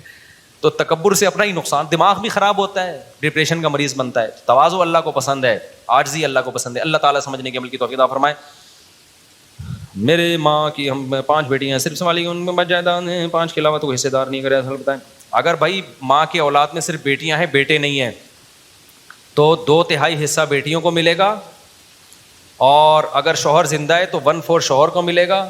وہ زندہ نہیں ہے تو ماں کی ماں باپ کو جائے گا, ماں کے ماں باپ کو. وہ بھی نہیں ہے تو پھر ماں کے بھائیوں کو جائے گا, یعنی بچیوں کے ماموؤں کو. تو 2/3 ان بیٹیوں کو ملے گا, باقی سارا ماموؤں کو ملے گا, اگر باقی لوگ نہیں, بچیوں کے ماموں. سورہ نساء کی آیت میں وَلَٰكِن شُبِّهَ لَهُمْ کا علمی ترجمہ کیا ہوگا, کیونکہ غیر مسلم اکثر کہتے ہیں کہ خدا دھوکہ دے سکتا ہے. کیا دھوکہ دے سکتا ہے, تم کس طرح سے. بھائی اللہ نے کہا کہ شُبِّهَ لَهُمْ, ان کے لیے معاملہ مشتبہ کر دیا گیا. تو یہ اللہ تعالیٰ کے لیے جائز ہے کہ کسی کی جان بچانے کے لیے ان کی شکل کا کوئی دوسرا آدمی ان کو دے دیں, یہ تو اللہ کے لیے جائز ہے نا, اس کو دھوکہ تھوڑی کہتے ہیں. یہ جان بچانے کے لیے ہو رہا ہے. آپ کے یہاں کوئی ڈاکو آیا آپ کو قتل کرنے کے لیے, آپ اس دروازے سے گئے تاکہ اس کو دھوکا ہو کہ یہ یہاں ہے, اور پچھلی گلی سے آپ نکل کے باہر چلے گئے, وہ ڈاکو وہیں کھڑا ہوا ہے. اب آپ کہیں انسان کو کہ دھوکہ دے رہے ہو, دے کس کو رہے ہیں, ظالم کو دے رہے ہیں. تو یہ دھوکہ نہیں کہلاتا, یہ چال کہلاتی ہے. ظلم سے بچنے کے لیے کیا کہیں گے, یہ ایک چال چلی ہے. تو اللہ تعالیٰ نے بھی ایک عیسیٰ ابن مریم کو قتل ہونے سے بچانے کے لیے ایک تدبیر اختیار کی تھی. وہ تدبیر کیا تھی کہ ان کی شکل کا ایک آدمی آ گیا جس کو انہوں نے عیسیٰ ابن مریم سمجھ کے قتل کر دیا. یہ تدبیر کہلائے گی, یہ دھوکہ نہیں کہلائے گا. اور یہ بھی ممکن ہے انہی کی شکل کا پہلے سے کوئی آدمی موجود ہو, تو اللہ حضرت عیسیٰ کے گھر میں لے گئے ہوں تاکہ وہ اسی کو پکڑ کے لٹکا دیں. میری خواہش ہے کہ میں اپنے بیٹے کو مدرسے میں داخلہ کراؤں, لیکن مدرسے کے بارے میں سمجھ میں نہیں آ رہا رہائشی کراؤں یا نہیں. اس کا میٹرک ہونے والا ہے. کچھ لوگوں نے منع کیا ہے کہ بچہ اداس ہو جاتا ہے. بھائی مسئلہ یہ ہے کہ جامعۃ رشید میں تو میٹرک کے بعد داخلہ کروا دیں, اور حفظ کا بچہ جو ہے جو بہت چھوٹا ہوتا ہے اس کو تو رہائشی نہیں کروانا چاہیے. یہ بچے کے ساتھ ظلم ہے. ماں باپ سے بالکل اتنی عمر کے بچے کو محروم نہیں کرنا چاہیے, بہن بھائیوں سے. لیکن اگر بڑا ہو گیا ہے, سمجھدار ہو گیا ہے, جیسے ہم تو 18 سال کی عمر میں مدرسے میں آئے تھے, تو پھر ہم تو پورا ہفتہ مدرسے میں ہی گزارتے تھے. اس وقت ہمیں ماں کی اس ممتا کی ضرورت تو اب بھی ہے. ماں کی ممتا تو ایسی چیز ہے, انسان کے بچے بڑے ہو جاتے ہیں, اماں نہیں بھولتا انسان. لیکن جو چھوٹے بچے کو جس طرح سے چاہیے نا ماں باپ, وہ ظاہر ہے بڑے ہو کر انسان مستغنی ہو جاتا ہے. تو اس وقت بھی ہمیں بڑی ٹینشن ہوتی تھی گھر سے دور رہنے کی. تو 18 سال سے جو چھوٹے بچے ہیں 15 سال کے, ان کے تو پورا ہفتہ وہ بہت زیادہ اذیت میں آ جاتے ہیں. تو جو بڑے بچے ہیں 18-19 کے, وہ تو مدرسوں میں رہ سکتے ہیں, لیکن مدرسوں میں بھی دیکھنا پڑے گا کون سے مدرسے ٹھیک ہیں کون سے غلط ہیں. میں نے بتایا نا مدرسوں میں بھی بعض مدرسے نہیں ہوتے, کسی نے ویسے ہی اپنی دکانداری کے لیے 4 دیواری کھڑے کر کے بچوں کو رکھا ہوا ہوتا ہے, ان میں بچے پھر بگڑتے بھی ہیں. تو صرف اتنا کافی نہیں ہے کہ مدرسے کا لیبل لگاؤ, بلکہ حقیقت میں علماء صلحاء اس مدرسے کو چلا رہے ہوں, اطمینان ہو, تو وہاں کا ماحول جا کے دیکھیں. ورنہ پھر بچہ بگڑتا ہے مدرسے میں, اسکولوں میں بھی بگڑتا ہے, مدرسے میں بھی بگڑتا ہے. اس کا معیار یہ ہے کہ چلا کون رہا ہے. اگر اچھے لوگ چلا رہے ہیں مدرسہ